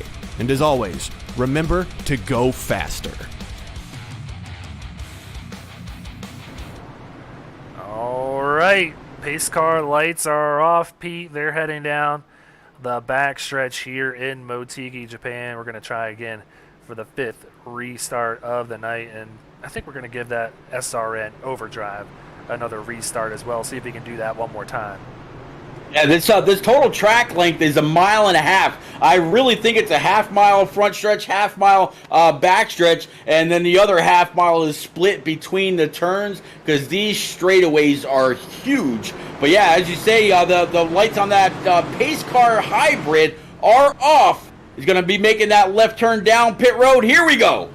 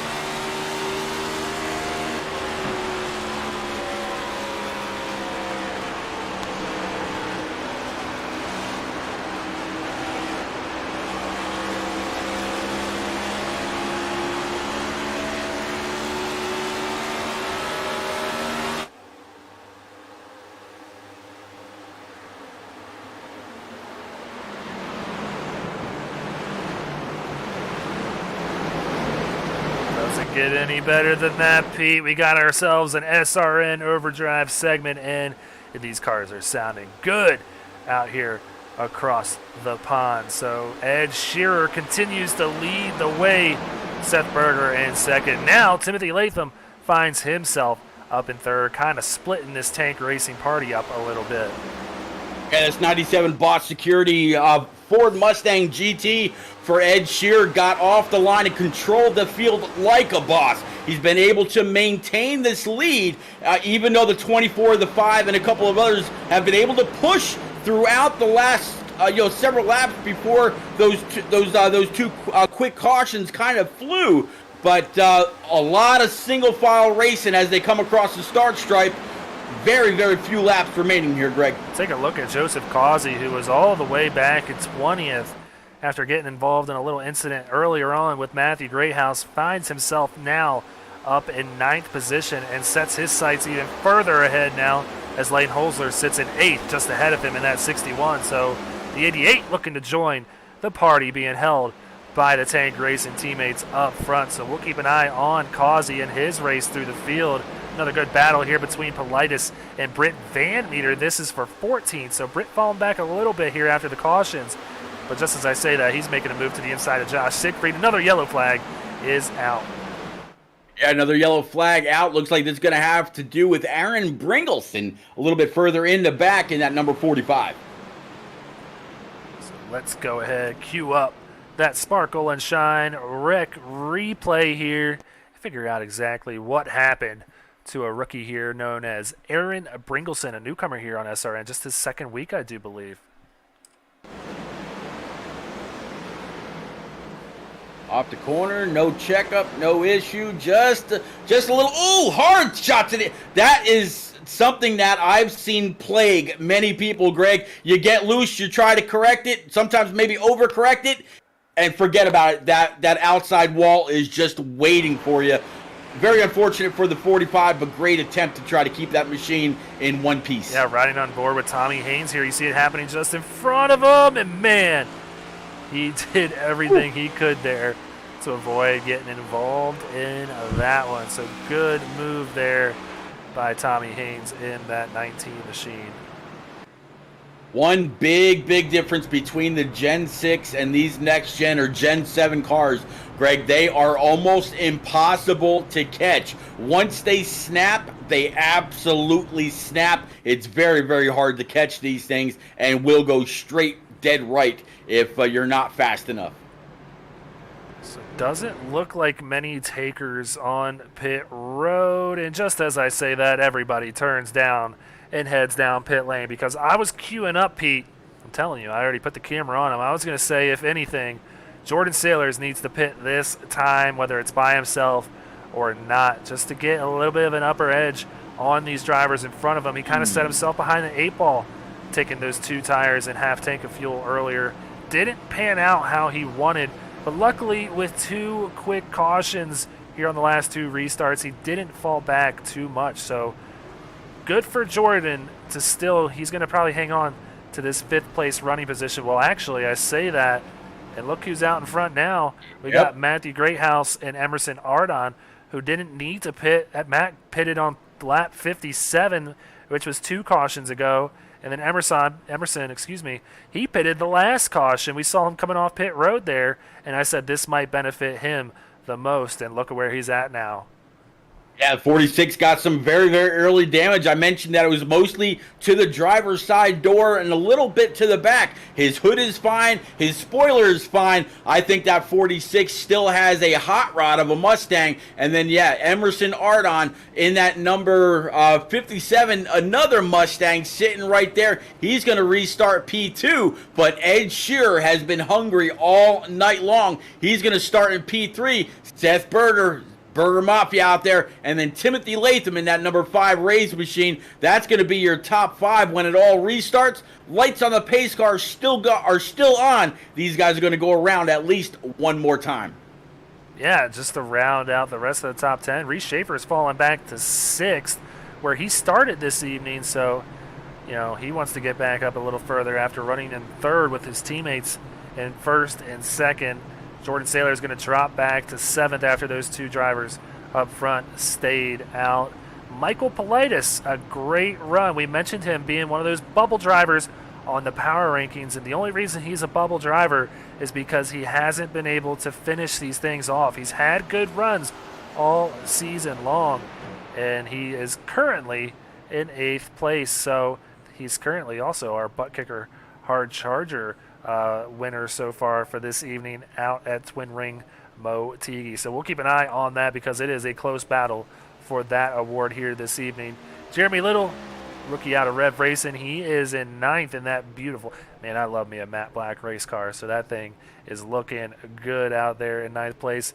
And Chris Lucky, our pole sitter on the night, finds himself in 10th, so not the night he was hoping for after starting on the point in this thing. Yeah, the other one that we mentioned earlier as far as being in the run for that Hard Charger award so far, Kyle Ryan back there in P number 16, still up 15 spots. So it's going to be a give and take battle between Michael Politis and Kyle Ryan for those distinguished honors if somebody else doesn't make a big move before the night's through. Yeah, I mean, the next closest 2 are Timothy Latham, who sits in 5th. He's plus 11, and Bobby Anderson in 21st. He is also at plus 11. So it's really a battle between Politis and Kyle Ryan for that reward. So pace car lights are off, Pete. 2 newcomers to the front row here and 2 very fast cars in that second row, willed by Burger Nation out there in the chat. It's going to be really, really interesting for this 46 and 57. This is the first time they're actually going to have clean air on the front end of these Mustangs. They've been having to deal with dirty air and the draft and all that getting into and coming off of these corners. They're going to have to feel it out at first. Are they going to be loose? Are they going to be tight? Are they going to be able to avoid that bump in the middle of turns 1 and 2? This is a brand new race for these 2, but meanwhile, they got a lot of hungry drivers that have proven themselves all night long. Yeah, I think it's a lot easier of a situation for Emerson, who knows he just came off pit road. No damage on that 57, and he's got his teammates behind him. So he knows how they were going to race him, but this 46, man, he is going to have his hands full with 4 tank racing cars behind him in the first 3 rows. So we're going to see how it works out for that 46 of Matthew Greathouse But he's got the field in his hands now, waiting for the command from Barney. And the Silverback Tax Solutions green flag is back out in Motegi. Man, that 46 got one hell of a jump, got on that loud pedal very, very fast. The 57 of Emerson Ardon, he's going to fall back at least one spot so far to the 57 of Ed Shearer, the 5 right behind him. The 24 kind of got bottlenecked just a little bit. 46 going to be able to control it going down the back. Yeah, so Ed Shearer gets ahead of the 57. Now Timothy Latham trying to make quick work of that 57 driven by Emerson Ardon. But, man, Ed Shearer, he has Matthew Greathouse right in his sights, just trying to run him down on this front stretch. And you can see the gains happening right before your very eyes. He is chipping away at that lead that Greathouse got on that great restart. So I think it's still going to be a win at the end of the day. Granted, not necessarily a P1. Wow, Ed Shearer had to get really out of the gas right there. Was looking tight on the exit of 2. That helped Greathouse get away. Like I was saying, I don't know if it's going to pull out as a win on the stat sheet for Greathouse, but where he was running in the field, I think he's going to benefit big time from this move. Great battle right now for P number 3. You see Timothy Latham and Emerson Ardon side by side right behind him. You see the 24 and the 17 kind of battling it out. 57 keeping that 5 pinned down low. Over the bumps goes the 5. It looks like he's going to be able to take P3 all to himself. No challenger to the inside. Now the challenge is for P4. Wow, you can see how close Emerson got to hitting that wall. His 2 teammates, Seth Berger, Reese Schaefer, both jumped down the track there thinking he was going to bounce off the wall. So the 57, man, he just does not like the handle on this car, even though he made the move that he needed to get out in front and get the track position. He's doing exactly what he did at the beginning of this race, and that is fall straight back. Unfortunately, not liking the handling on that car this evening. No, not at all. Now the 55 and the 57 are dueling it out. 57 keeping that 55 pinned down. That way he can't get on the throttle when he wants to. 57 almost tags the wall with that right rear. Here comes that 26, that matte black, beautiful machine right behind them, waiting to see what happens. Ooh, having to check up just a little bit. It's a traffic jam.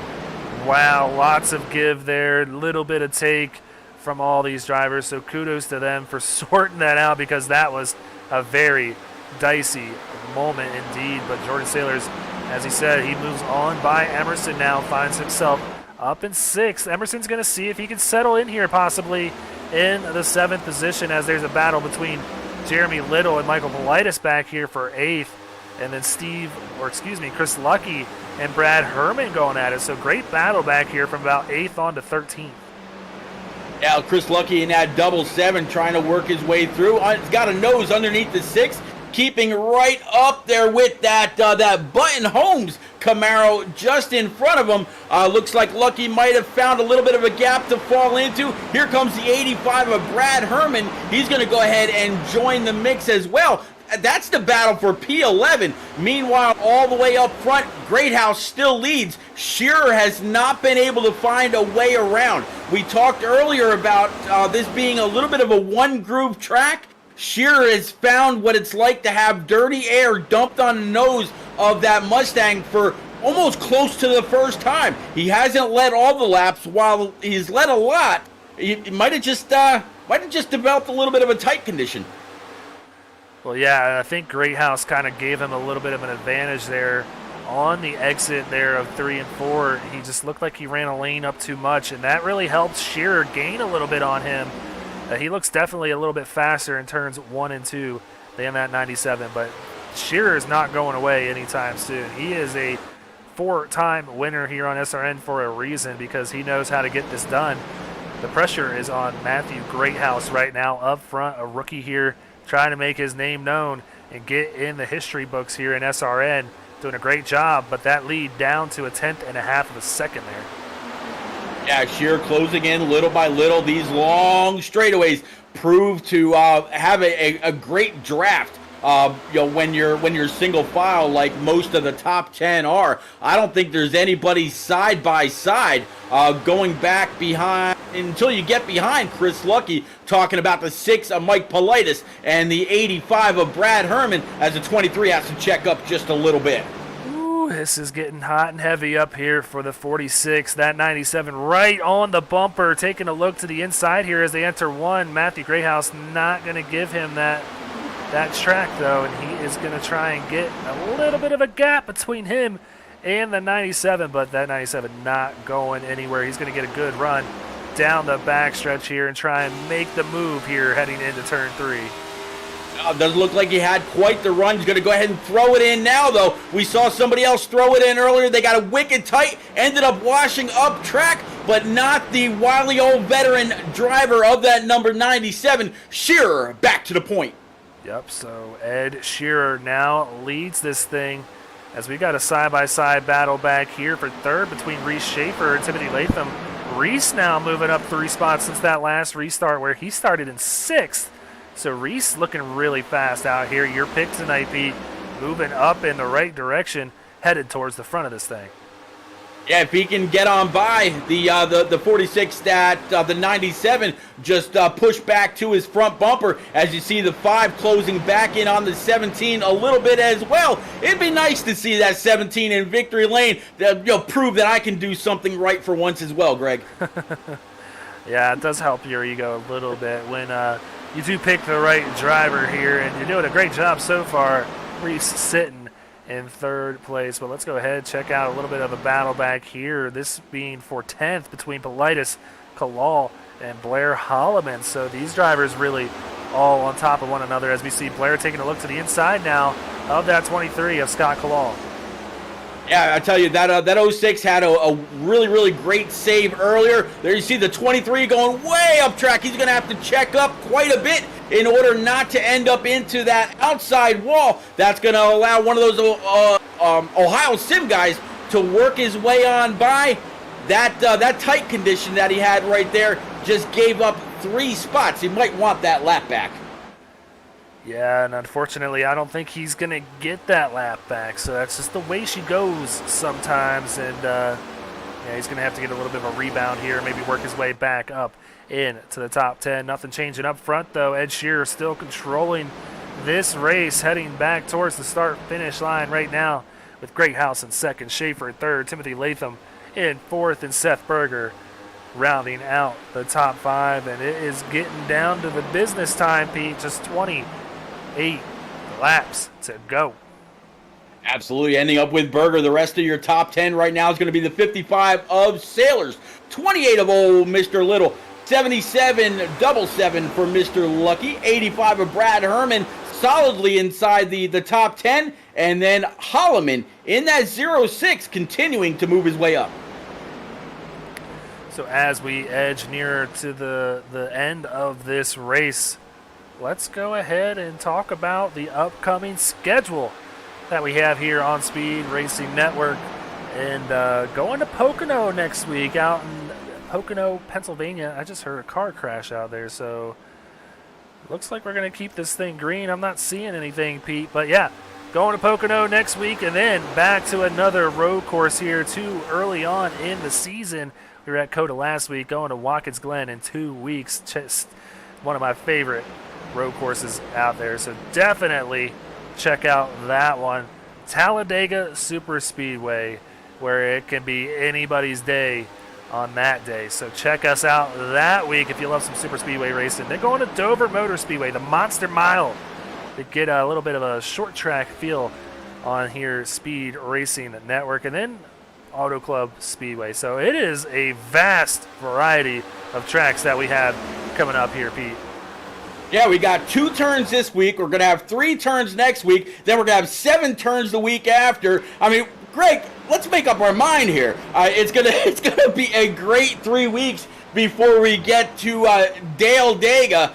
Dover, they turned out for what series last night? They put Miles the Monster on a diet. They went completely green last night, so that was a lot of fun. And then the very, very fat Auto Club to wind it all down. I can't wait. It's going to be a great next month. Yeah, and I'm seeing Sean and Chad say, this track has a feel that's similar to Pocono. So these guys going to be getting a little bit of a preview of that as they're going to head out there, like I said, next week to the tricky triangle. Matthew Greyhouse getting really out of shape there.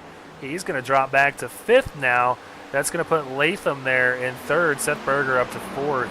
He's going to fall out of the top 5, actually, as Jordan Sailors is going to get by him as well. Look at this battle for the front right now.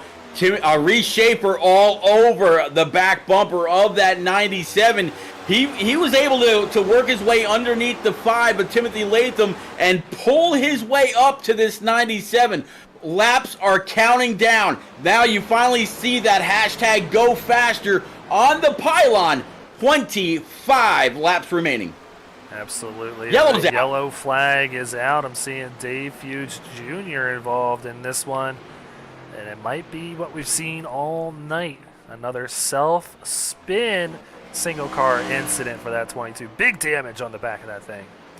Yeah, I tell you what, this double deuce, he's got a lot of damage. I don't think he's going to be able to fix much, if any, of that up.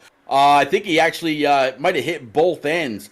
But I can bet everybody's going to come on down. And with this being its, 6th or 7th caution, I think this will be everybody. Wow, look at that. It just completely loses it. I think this could actually be everybody's last set of tires, if I'm not mistaken. So, Greg, when we were talking about these guys earlier, it was about 35 laps into a run. They had only fallen off about half a second. You can almost imagine everybody's going to be going full bore with less than 25 to go. Oh, yeah, they're going to fry those tires right off of this thing. And, yeah, it was just, I keep looking at this caution that is put out by our very own Dave Fuge Jr. here. And that was wicked. Just the oversteer that went into that thing. It was, it just makes me kind of appreciate being up here in the booth now, because I don't have to worry about catching these cars when they step out, because they do not like it at all. But yeah, only one taker did not come down pit road, so quite surprised to see that. But that being Josh Siegfried, he is going to be our new leader here out in Motegi, Japan. I tell you what, Mosby Sim Racing out there in chat saying, pull them belts tight one more time, boys. Absolutely, he couldn't be more right. Oh, Mike, I hope it's just one more time, man, because we've seen how these things go once we get cautions at the end. We're going to see everybody really trying to step out and get an advantage over their competitors out there. Sometimes it doesn't end up the best for some of these guys. So hopefully this thing stays green and we can figure out a winner all the way to the end of this thing under green flag conditions. So we only have to pull them tight one more time. And seeing Kyle Benson say he's got some beef stroganoff for me. For those that don't know, Kyle drove a car that had beef stroganoff on it, and pretty much anything Kyle Benson does, I laugh at. So he got me there. He got me last week with his pit crew in their skibbies out there, and who knows what he's got for me this week. But Kyle, I appreciate you stopping by and throwing a little something in the chat there. I'll tell you what, looking around this, the Silverback Tax Solutions number 60 that stayed out, Greg, he's got some damage on that left side and the left rear as well.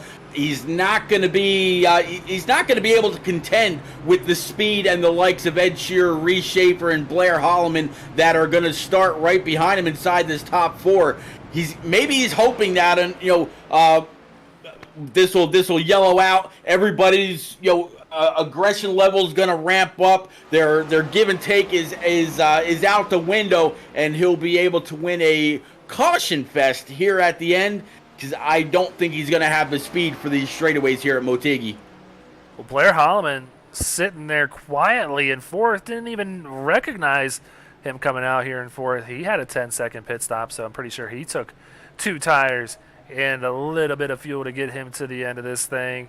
So he was sitting top 10 before this caution came out. Pull a strategy out of the hat, picks up 6 more spots to move up to 4th. We'll be curious to see if that pays off for him, because we've seen the 2 tire stops not work in the past. So another one that decided to do that too was Scott Kalal this last time by in that 23. Now finds himself sitting in 8th place. So he is well up from where he was about 13th or 14th before that caution flag came out. And, so some things getting shaken up here. We got people staying out. We got people taking 2 tires. But, Pete, I think the ultimate strategy is going to be getting those 4 tires. And I think Ed Shearer is sitting pretty right now on the outside of row 1.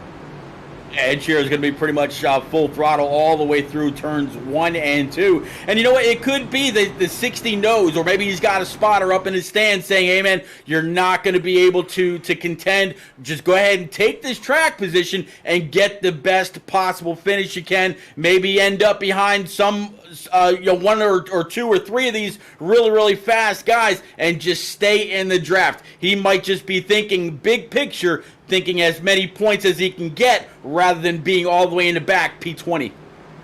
Yeah, and I mean, it could pay off for him if it does turn into a caution fest. It's definitely a risk worth taking. So, I mean, he was mired back middle of the pack, maybe towards the back of the pack, now finds himself sitting in first place, plus 22 on the evening, started 23rd, now finds himself in first. So I think if he comes away with a top 10 from this move alone, that is going to be a W in the 60s book. But they're coming around turn number 4, green flag in the hand of our very own Barney in the stand in that Silverback Tax Solutions. Green flag is back out here at SRN. Yeah, Reshaper giving that number 60 a big old push all the way into turns 1 and 2. But just like we thought, here comes that 97. He's going to have a whole lot of momentum off that high side. He's got the 06 right in tow. Look at that 60 accelerate off the corner. Yeah, I think what he's hoping for is what he's seeing behind them, a battle between Reese Schaefer and Ed Shearer for second to possibly give them the advantage over one another and maybe go at Josh Siegfried themselves. But they're going to have to settle it between the 2 teammates here. Timothy Latham thinking about taking a look. He's got Seth Berger in front of him, Blair Holloman there in 4th. So with 19 laps to go, again, I don't think it's going to work for Josh, as Ed's going to think about doing it on the outside here. He's going to get a big full head of steam heading down the backstretch, maybe make a move into 3. Yeah, 17 had to check up just a little bit. That way he didn't get into the left rear of the 97. And you see Timothy Latham just juking and jiving. Behind him, Big Wreck 26. Looks like he's smoking him up. Yeah, a big gaggle of cars there. I believe the 26 got into the wall and did everything he could to keep it off other drivers. Only one way to find out, and that is to run another Sparkle and Shine Mobile Detailing Wreck Replay.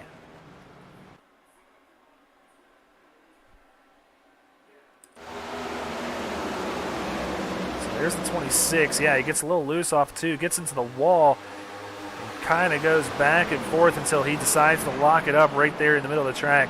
And this track being so wide, everybody does a fantastic job of avoiding him. You know, we mentioned going to Pocono next week. I have to think that these straightaways are just as wide as Pocono. You saw those other cars able to kind of like park the C's and get on around that 26. Plenty of room on both sides. No real issue, and a great job by the 26 for locking it down, not washing back down or going back up the track. It's an all-team effort here. Seeing the 70 of Steve Whitmore was also involved. He also got a little bit loose and spun it out right there just behind Jeremy Little. But Jeremy Little going to be deemed the reason for that caution coming out, and he is going to get an EOL. So exactly what we said has been just plaguing the 26's season, because he has had a fantastic run so far in his rookie campaign here on SRN, but just finds ways to just kind of void that run. And now he's going to have to work his way through this field with not a lot of time to do so. Pete, I imagine we'll take this green flag with 14 laps to go.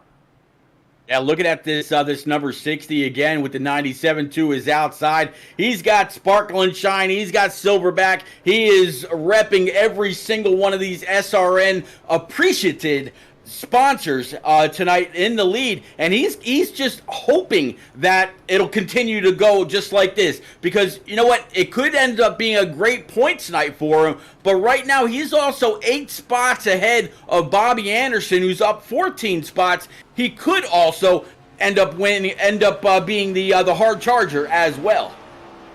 Yeah, nothing pays in this race for that, but it's just nice to put that in your back pocket and say, hey, I was the putt kicker hard charger for Twin Ring at Motegi, and doing a good job of it so far.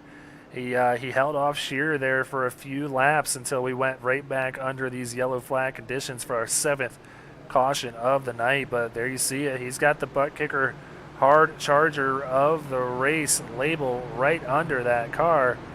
And, yeah, he's going to have 2 more pace laps to kind of ride around in the lead. But he's going to have to really think about the last 14 laps of this thing, because he is going to have a mirror full of Tank Racing Ford Mustangs behind him. I'm pretty sure Zimmerman is up in that Tank Racing spotter booth right now, so I'm about positive that he is going to keep an eye on that 60 and let the 97 know when he's got to jump on that throttle. That way Shearer is not snookered again. The 60 got a great launch after the last caution. Can he repeat that and get a good 10th to 10th and a half second lead on the 97 before the 97 has to play up, which before was on the high side because the 17 was down low. Now the 24 is going to have a chance to take that spot with Blair Holloman to his outside.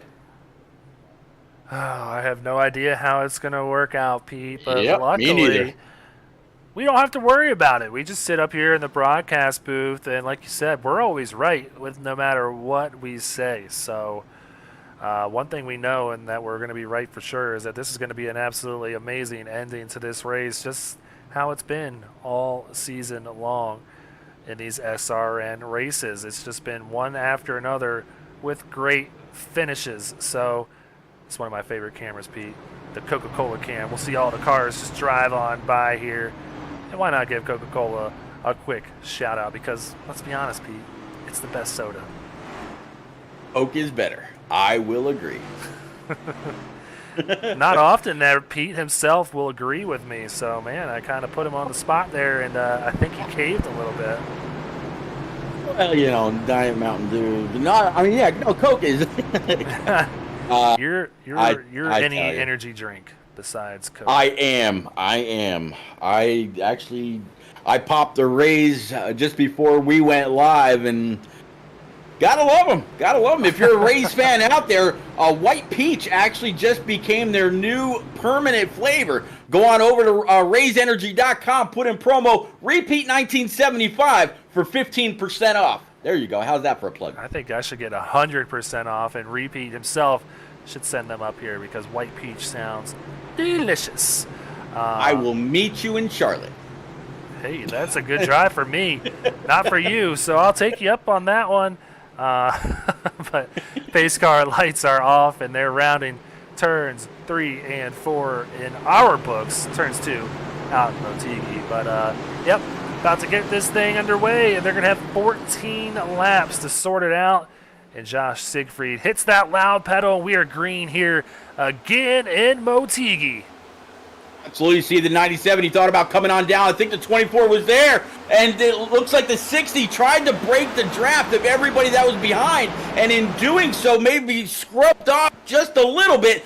Ended up not being able to hit his mark getting into the corner. They are all over the place behind him. 97's going to try to get a little bit of a side draft off that left rear. Here he is, 97 going for the point, but the 60's going to fight back. Yeah, he's fighting back hard on the outside, but that outside lane is not where you do it.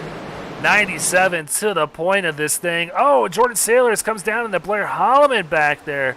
I'm going to be curious to see if the admins take a look at that restart. No lane changes before the start-finish line, and I couldn't see because I was looking over at my Streamlabs, but it looked like Shearer might have come down to try and get a little bit of draft and not let Siegfried get away there. Oh, we got a big wreck back here. Yep, looks like there's going to be the 27, if I'm not mistaken. As well as that guy right there. But looks like we're going to stay green, Greg. Oh, wow. Didn't even realize that. I thought we were under yellow flag conditions after that big wreck there. Yeah, 56 was able to grab a gear and move on. So we're going to get on back up to the front. Ed Shearer. Now Seth Berger in that 24 is going to be P number 2. Timothy Latham in that Raised Machine P3. Josh Siegfried P4. And Scott Kalal making his presence known inside the top 5.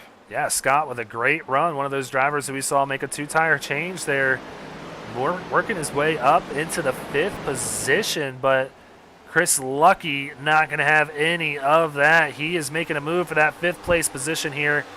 Going to do so easily in that 77 OSR Chevy Camaro. So now Chris Lucky finds himself back in the top 5, but heading back up towards the front. Nothing changing. Ed Shearer with a 0.6 of a second gap over Seth Berger. I have to imagine this battle for second is going to be heating up. Timothy, and we have a yellow flag out.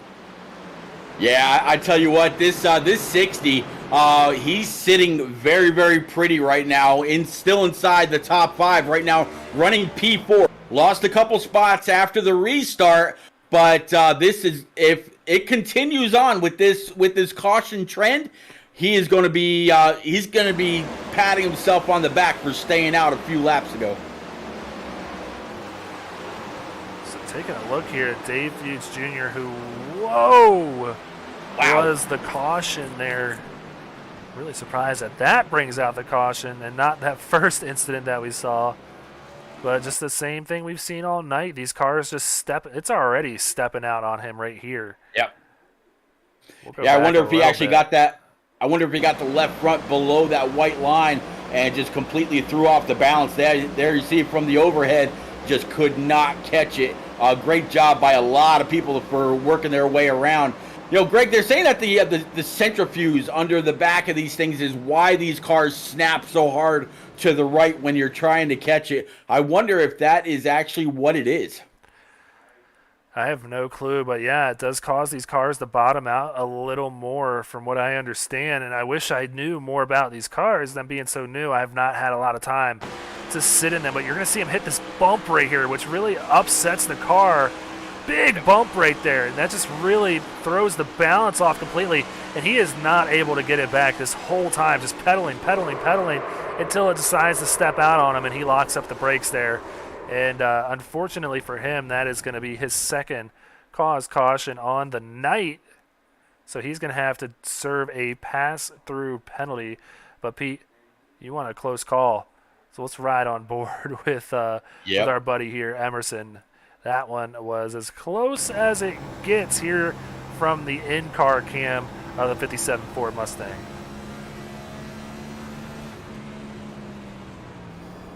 Wow. Yeah. Yeah.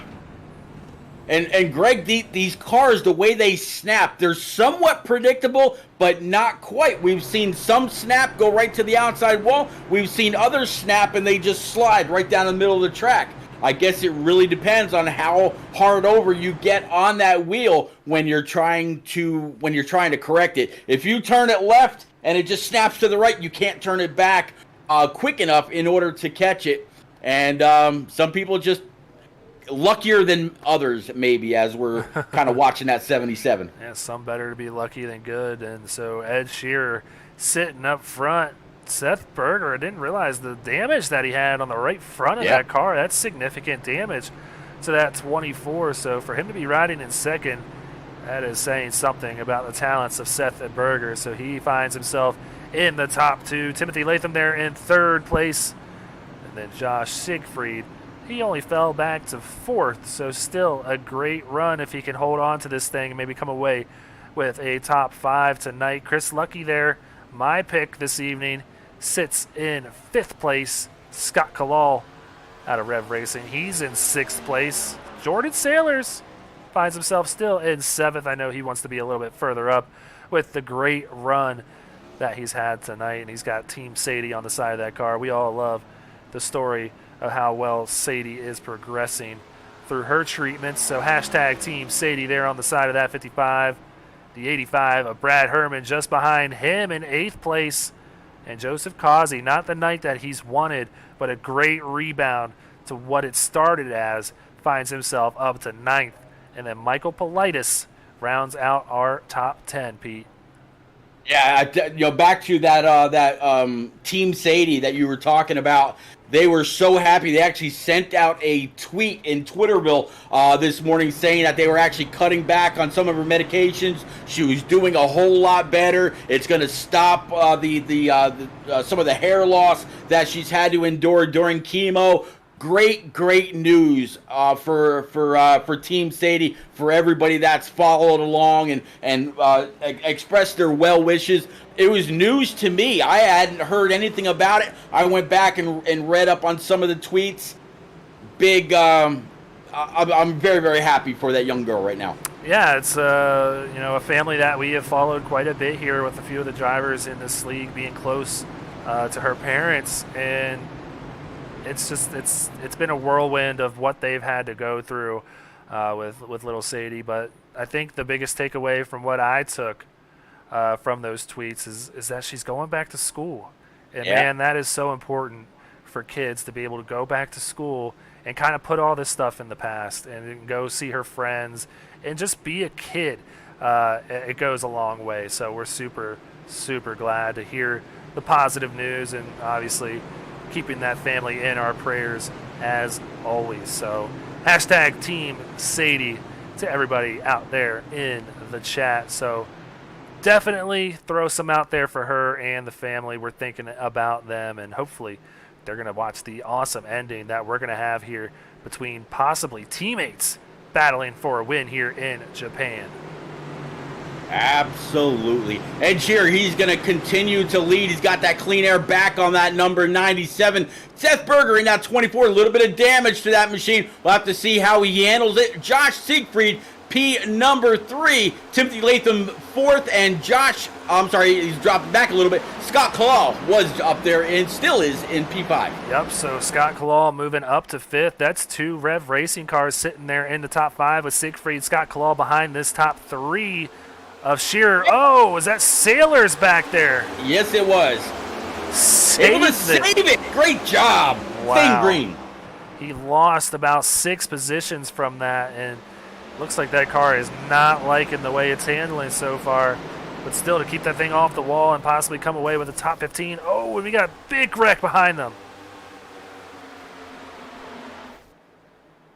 That's Emerson car's actually Ardon. up against the wall. Emerson Ardon, that was doing pretty well. He's gonna have to wait for a tow. You can see, I feel like he's trying to wiggle it off of there. It's just not how it's gonna work here. Let's go ahead and check out the Sparkle and Shine mobile detailing wreck replay. And man, we're gonna need some Sparkle and Shine after this, because it is gonna be quite a cleanup out there. Yes, it is. There you see him up on the high side. He's dancing.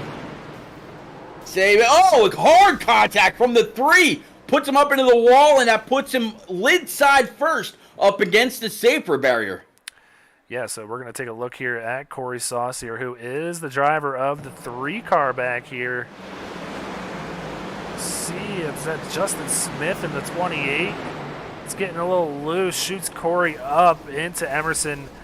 No ill will there by any means. It was just Corey trying to get out of the way.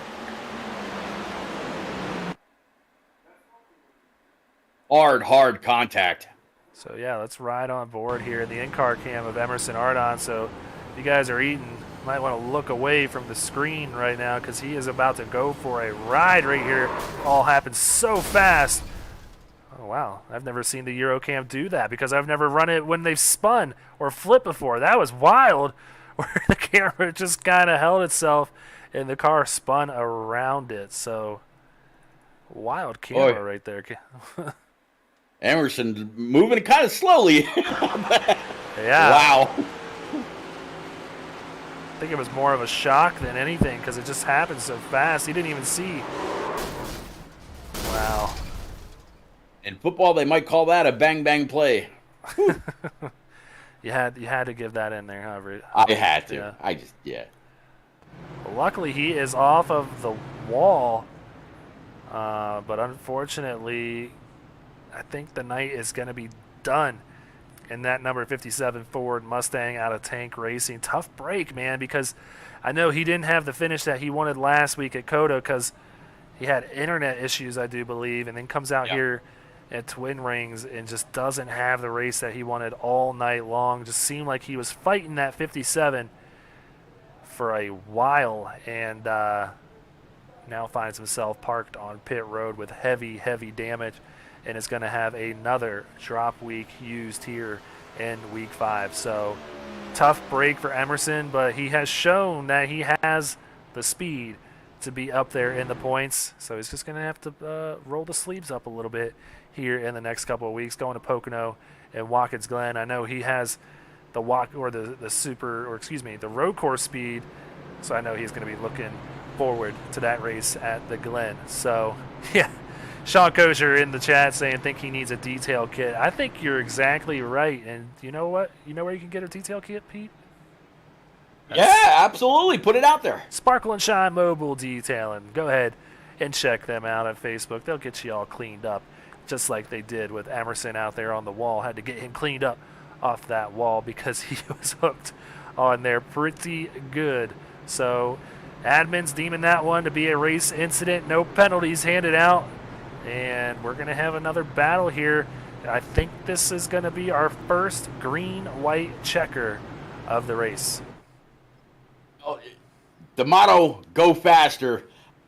These guys are going to... I wouldn't be surprised, Greg, if we actually see the fastest lap turned all night long about ready to be run in these final 3 laps. Oh, yeah? You're going to put some money where your mouth is, Pete? Because I could use some money.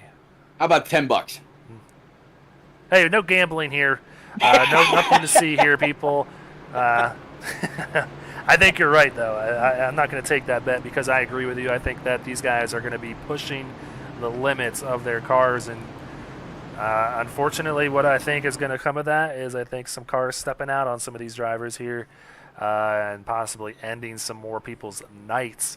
But there's only one way to find out, and that is exactly to pull those belts tight and get in these cars and ready to go for these last 2 laps. And Pete, just to kind of recap, man, it's been a really fun race out here at a track where we don't get to see this very often. Yeah, 115 laps down to 3. We have had a few cautions tonight. Some of them just racing incidents like this last one where there were no penalties.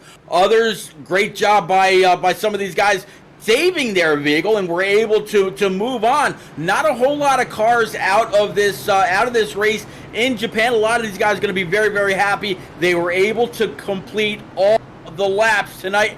Got some great experience that they'll be able to carry on next week when we go to Pocono. But Greg, I would definitely recommend this track for any league going forward. Absolutely. We've proven that it can be done here with the right setup, and they have had a setup made. Not exactly what setup shop made the setup that they're using, but it has really put on a fantastic show here tonight, with Ed Shearer being the class of the field. But I think the biggest win of the night going to go to that 60. That car still sits in 4th place. If he could just come away with a top 5 for Josh Siegfried, I think, man, that is going to raise a lot of eyebrows and potentially what strategy these truckers and Xfinity cars pull for the rest of the week. So pace car lights are off. We're going to have our first attempt at a green-white checker here tonight. You're going to see that car take a hard left down pit road, and it's in the hands of Ed Shearer now as that Silverback Tax Solutions green flag is out. He gets a big jump on the rest of the field. Absolutely. See the 24 come on up and pick up that 60, then dive on down and slam the door shut on the 5 of Timothy Latham, and then it looks like it's going to be Scott Kalal trying to work his way in on that bottom line, but that 97 just pulling off the corner down the backstretch. Yeah, so he's heading down into turns 3 and 4. He's going to hope nothing happens behind him because he's going to see that white flag in Barney's hands, just waving it back and forth, and here he goes. It's in the hand, and 1 lap to go here in Motegi. 1 final lap to go. 97's got this race well in hand. He's had that clean air on that number 97 most of the night. 24 and the 5 finding themselves in very familiar places. Behind them, it is a hornet's nest, Greg. Yeah, so headed down the back stretch, well in hand for Ed Shearer, 0.3 of a gap over Seth Berger, heading down to turns 3 and 4. Just going to have to hold on to this 97 Ford Mustang out of Tank Racing, and he is going to be our winner out here at Motegi, Japan. Twin Rings goes to Ed Shearer. I tell you what, Timothy Latham gave Scott Claw a little bit of a shot on the back bumper going into 3 and 4, and ended up having to check himself up so he didn't wreck. It actually forced him to go down below the white line, got a little loose. There you see the 24 come on up and give his buddy a big old congratulatory hit. Ed Shearer gets it done. He does, and it looked like it was a great race further back in the pack, a close one between Timothy Latham and Scott Kalal there for third, but no one cares about that. They want to know who won this thing, and that is Ed Shearer tonight in that Boss. I have to get that sponsor down, Pete. Let me take a look at it here, because now I just sound like an idiot, which never happens. Never. Boss Security, that's what it is. You were just going to let me hang out here, Pete, while I was trying to figure out this spot. I see you, Pete. Like a boss. He handled the race like a boss. Led the most laps like a boss. Boss Security all over this number. 97 for Ed Shearer. Big TJ's team winning moment for the man. Absolutely, and TJ's Team Foundation coming on board to sponsor all of these winning moments this season, and each and every one of them have been fantastic so far. Ed Shearer proving that he is used to this spotlight. Blows the car up right there, so his donuts are done, but man, those were some nice, tight donuts out there by that 97. So congratulations once again to him. I know the team captain, Devin Zimmerman, will be excited about that one. So let's go ahead, jump back up into the blimp, and we'll go ahead and pull down the race results from this evening. Race number 5 of 20 is in the books, and this one goes to Ed Shearer. Seth Berger coming home in second, so I know Berger Nation will be excited about that. Timothy Latham barely edges out Scott Kalal for third. So yeah, Scott Kalal going to be in fourth out of Rev Racing. Chris Lucky rounding out the top 5. At P number 6 going to be Joseph Causey for Tank Racing, bringing home the next third spot for Tank inside the top 6. Brad Herman for Ions Motorsports, brand new team, P number 7, great run for him. Matthew Greathouse, a great rebound in that number 46 for Rev'd. Joshua Siegfried also for Rev'd in that number 60. Great race for him. The rest of the race ended the way that he needed it to for points and that hard charger possibility. And then in 10th is going to be Michael Politis, gear up in that number 6.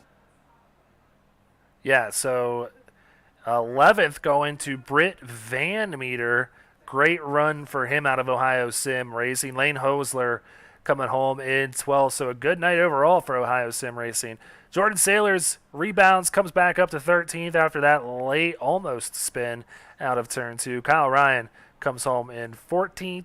Steve Whitmore in 15th, and then rounding out the top 20 will be Bobby Anderson, Jeremy Little, Taylor Locklear, and then Reese Schaefer falls all the way back to 19th, and Blair Holloman comes home in 20th. So that is going to be our top 20 here this evening. Let's go ahead now and figure out where Timothy Latham is and bring him up into the booth. Timothy, it's Greg Olenek and Pete Rusick up here in the SRN broadcast booth. Congratulations on the top 3 at a track where nobody knew what was about to happen.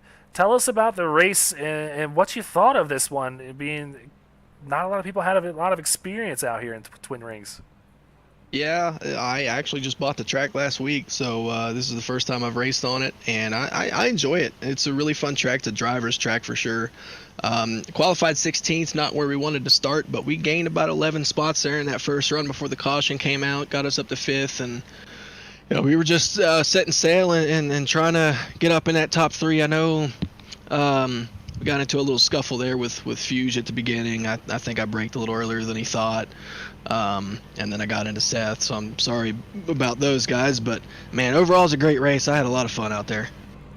Yeah, talking about getting into Seth just a little bit, gave him a little bit of a love tap going into turn number 3 or the beginning of turn number 2, whichever you prefer, at the end of this race. And then you had to check up because it actually forced your car to go down below the white line. You were still able to save it and come back P3. Did you have anything for Shearer if you had gotten by the 24? I don't think so. He had so much of an advantage in track position that I probably wasn't going to get to him even with about 5 laps. So congrats to him for an amazing win there.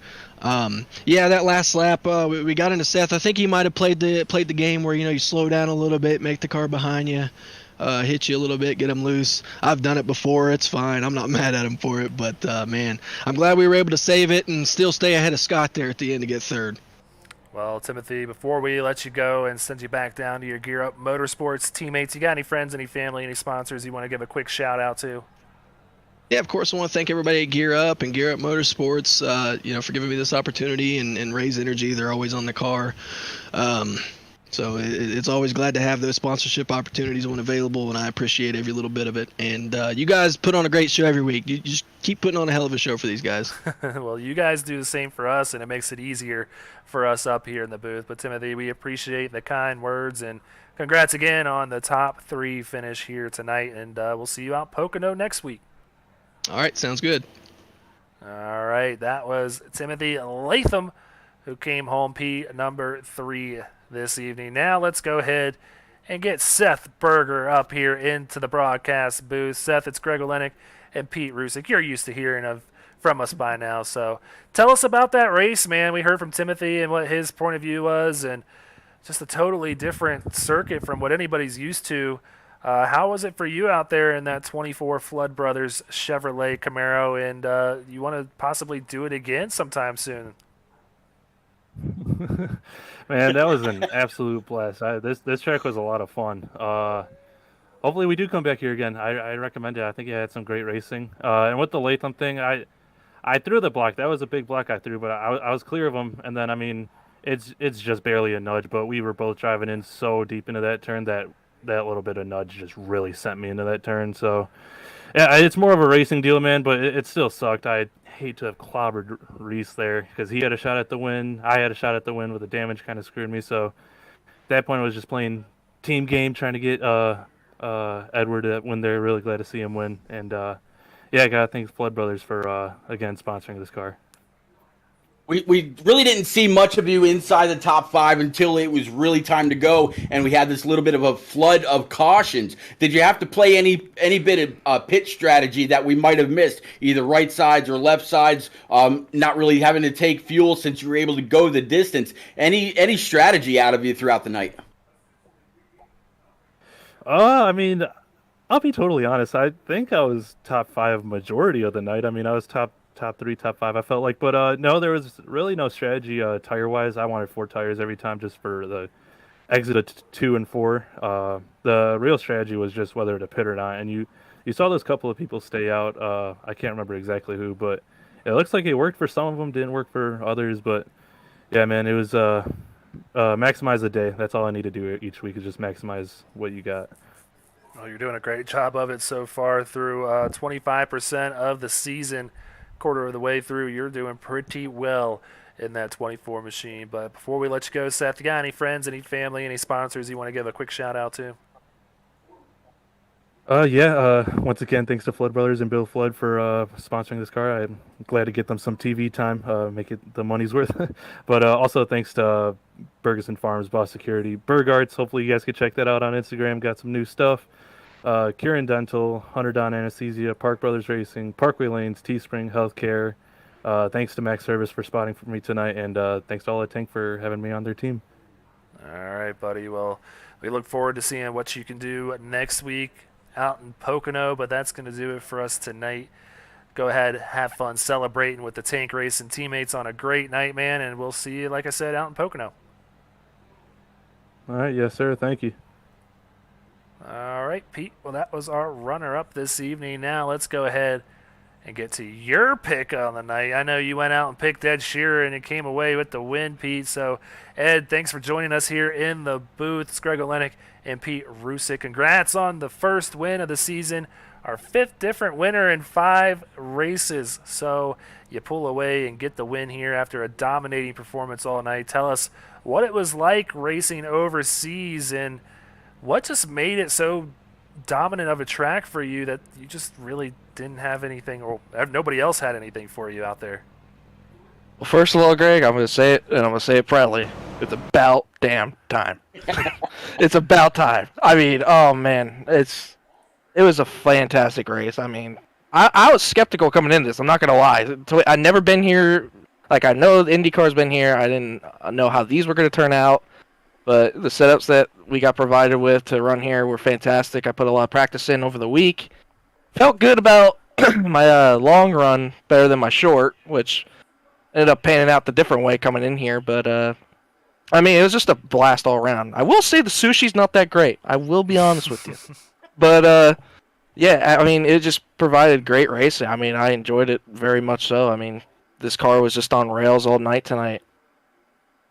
Ed, I think I picked you week 1 when I realized that you were going to be in this Cup Series, and I gave you a bit of a credit then, saying you were one of those guys that I can watch, and I have no doubt in you whatsoever because you are one of the guys that has no give up in you at all. I've got nothing for you at all. I just want to say, man, congratulations on the W. You've got, you can pound on your chest as the one and only winner so far here at Twin Motegi in SRN for at least the next year. Buddy, congratulations.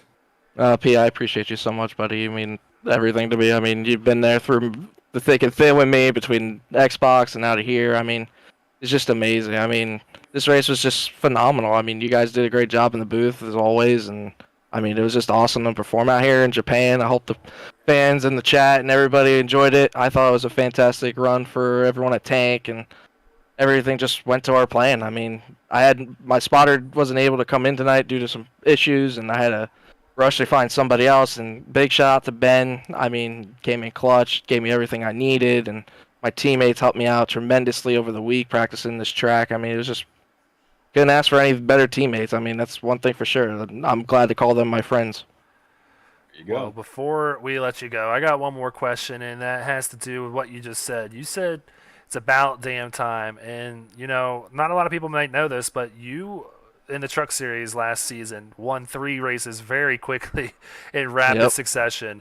And then, you stepped away from the league, come back, and then it took you a little while to get that first win. What does it feel like after working so hard at getting that first win? What does it feel like to finally just break the ice and get through there?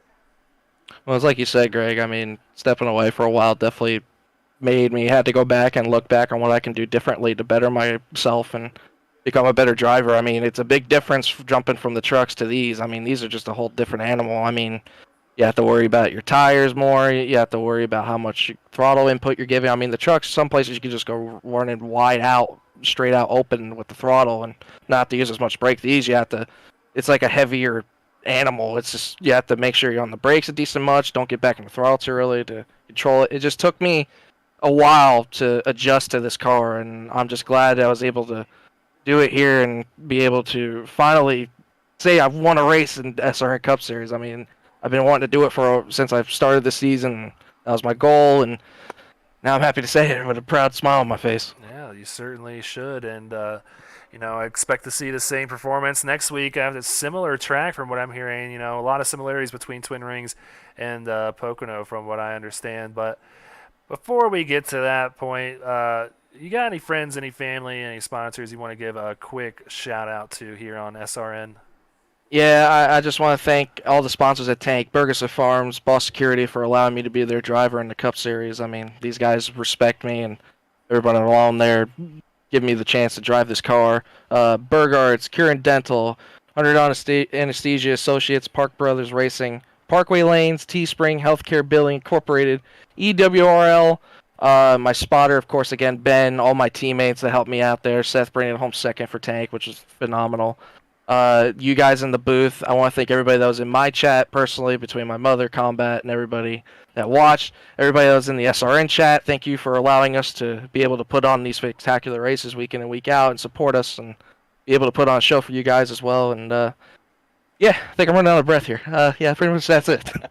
Yeah, and I can see Vincent Cortez out in chat giving you a shout out as well. So that's got to mean a lot coming from Vinny out there. But, you know, Ed, I'm going to go off on a limb and think that you just had that on a script right in front of you because you just ripped that thing right off. And you named all your sponsors, your friends, and family like it was nothing, like you've done this before. Yeah, I'm not going to say you're not wrong, Greg, but maybe. All right, buddy. Well, have fun celebrating the win, man, and get to practicing for Pocono next week. See if you can go back-to-back and become the first repeat winner here in the Cup Series this season. That's the goal, buddy. That's the goal, buddy. Appreciate you guys. Thank you a lot, fellas. Yep. Take care and have a good night, Pete. But that is going to do it for us. We had a good time, Pete, and I'm looking forward to doing it again on Wednesday. You're not going to be here, but you'll be here with me on Thursday for the Xfinity Series race, so it's going to be another blast for that one. I tell you what, I might actually pull up all three channels tomorrow. You know, your Facebook, your YouTube, and your Twitch, and kind of keep up. And I'm gonna harass you. All right, tomorrow night, and then Thursday night when we tackle the Motegi with the Xfinity cars, which a lot of guys say is a completely different animal. Over again, the loosest of all the cars. We'll have to see what kind of issues those guys have in 3 and 4 with those. But Greg, again, thank you so much for allowing me to be all a part of SRN. Absolutely my pleasure, sir. Oh, well, man, I couldn't ask for a better guy to be beside on Sunday. Or, God, I still think these Cup races are on Sundays. On Tuesdays, it's a great time working with you and everybody here in SRN, and that concludes everybody out there in the chat as well. I mean, there's no reason for us to do it besides you out there cheering us on and supporting us. So once again, I appreciate each and every person that puts this together, makes it possible. That's the drivers, that's the viewers, that's the admins, that's the repeats out there in the world. We couldn't be doing this and having fun without you guys. So please like the video if you had a good time. Please subscribe to Speed Racing Network and hit the little bell so you know any time we go live. But that's going to do it for us here tonight. Week number 5 action of Cup Series racing is over. It's on to Pocono next week. But we still got 2 more races out here in Twin Rings, Motegi, and that's going to be the Truck Series tomorrow and the Xfinity Series. Looking at getting those broadcasts started at 9:10 p.m. Eastern Time. So please stop on by. But that's going to do it for us. For everybody here, for myself, Pete, and all the admins behind the scenes, we wish you guys a good night and go faster.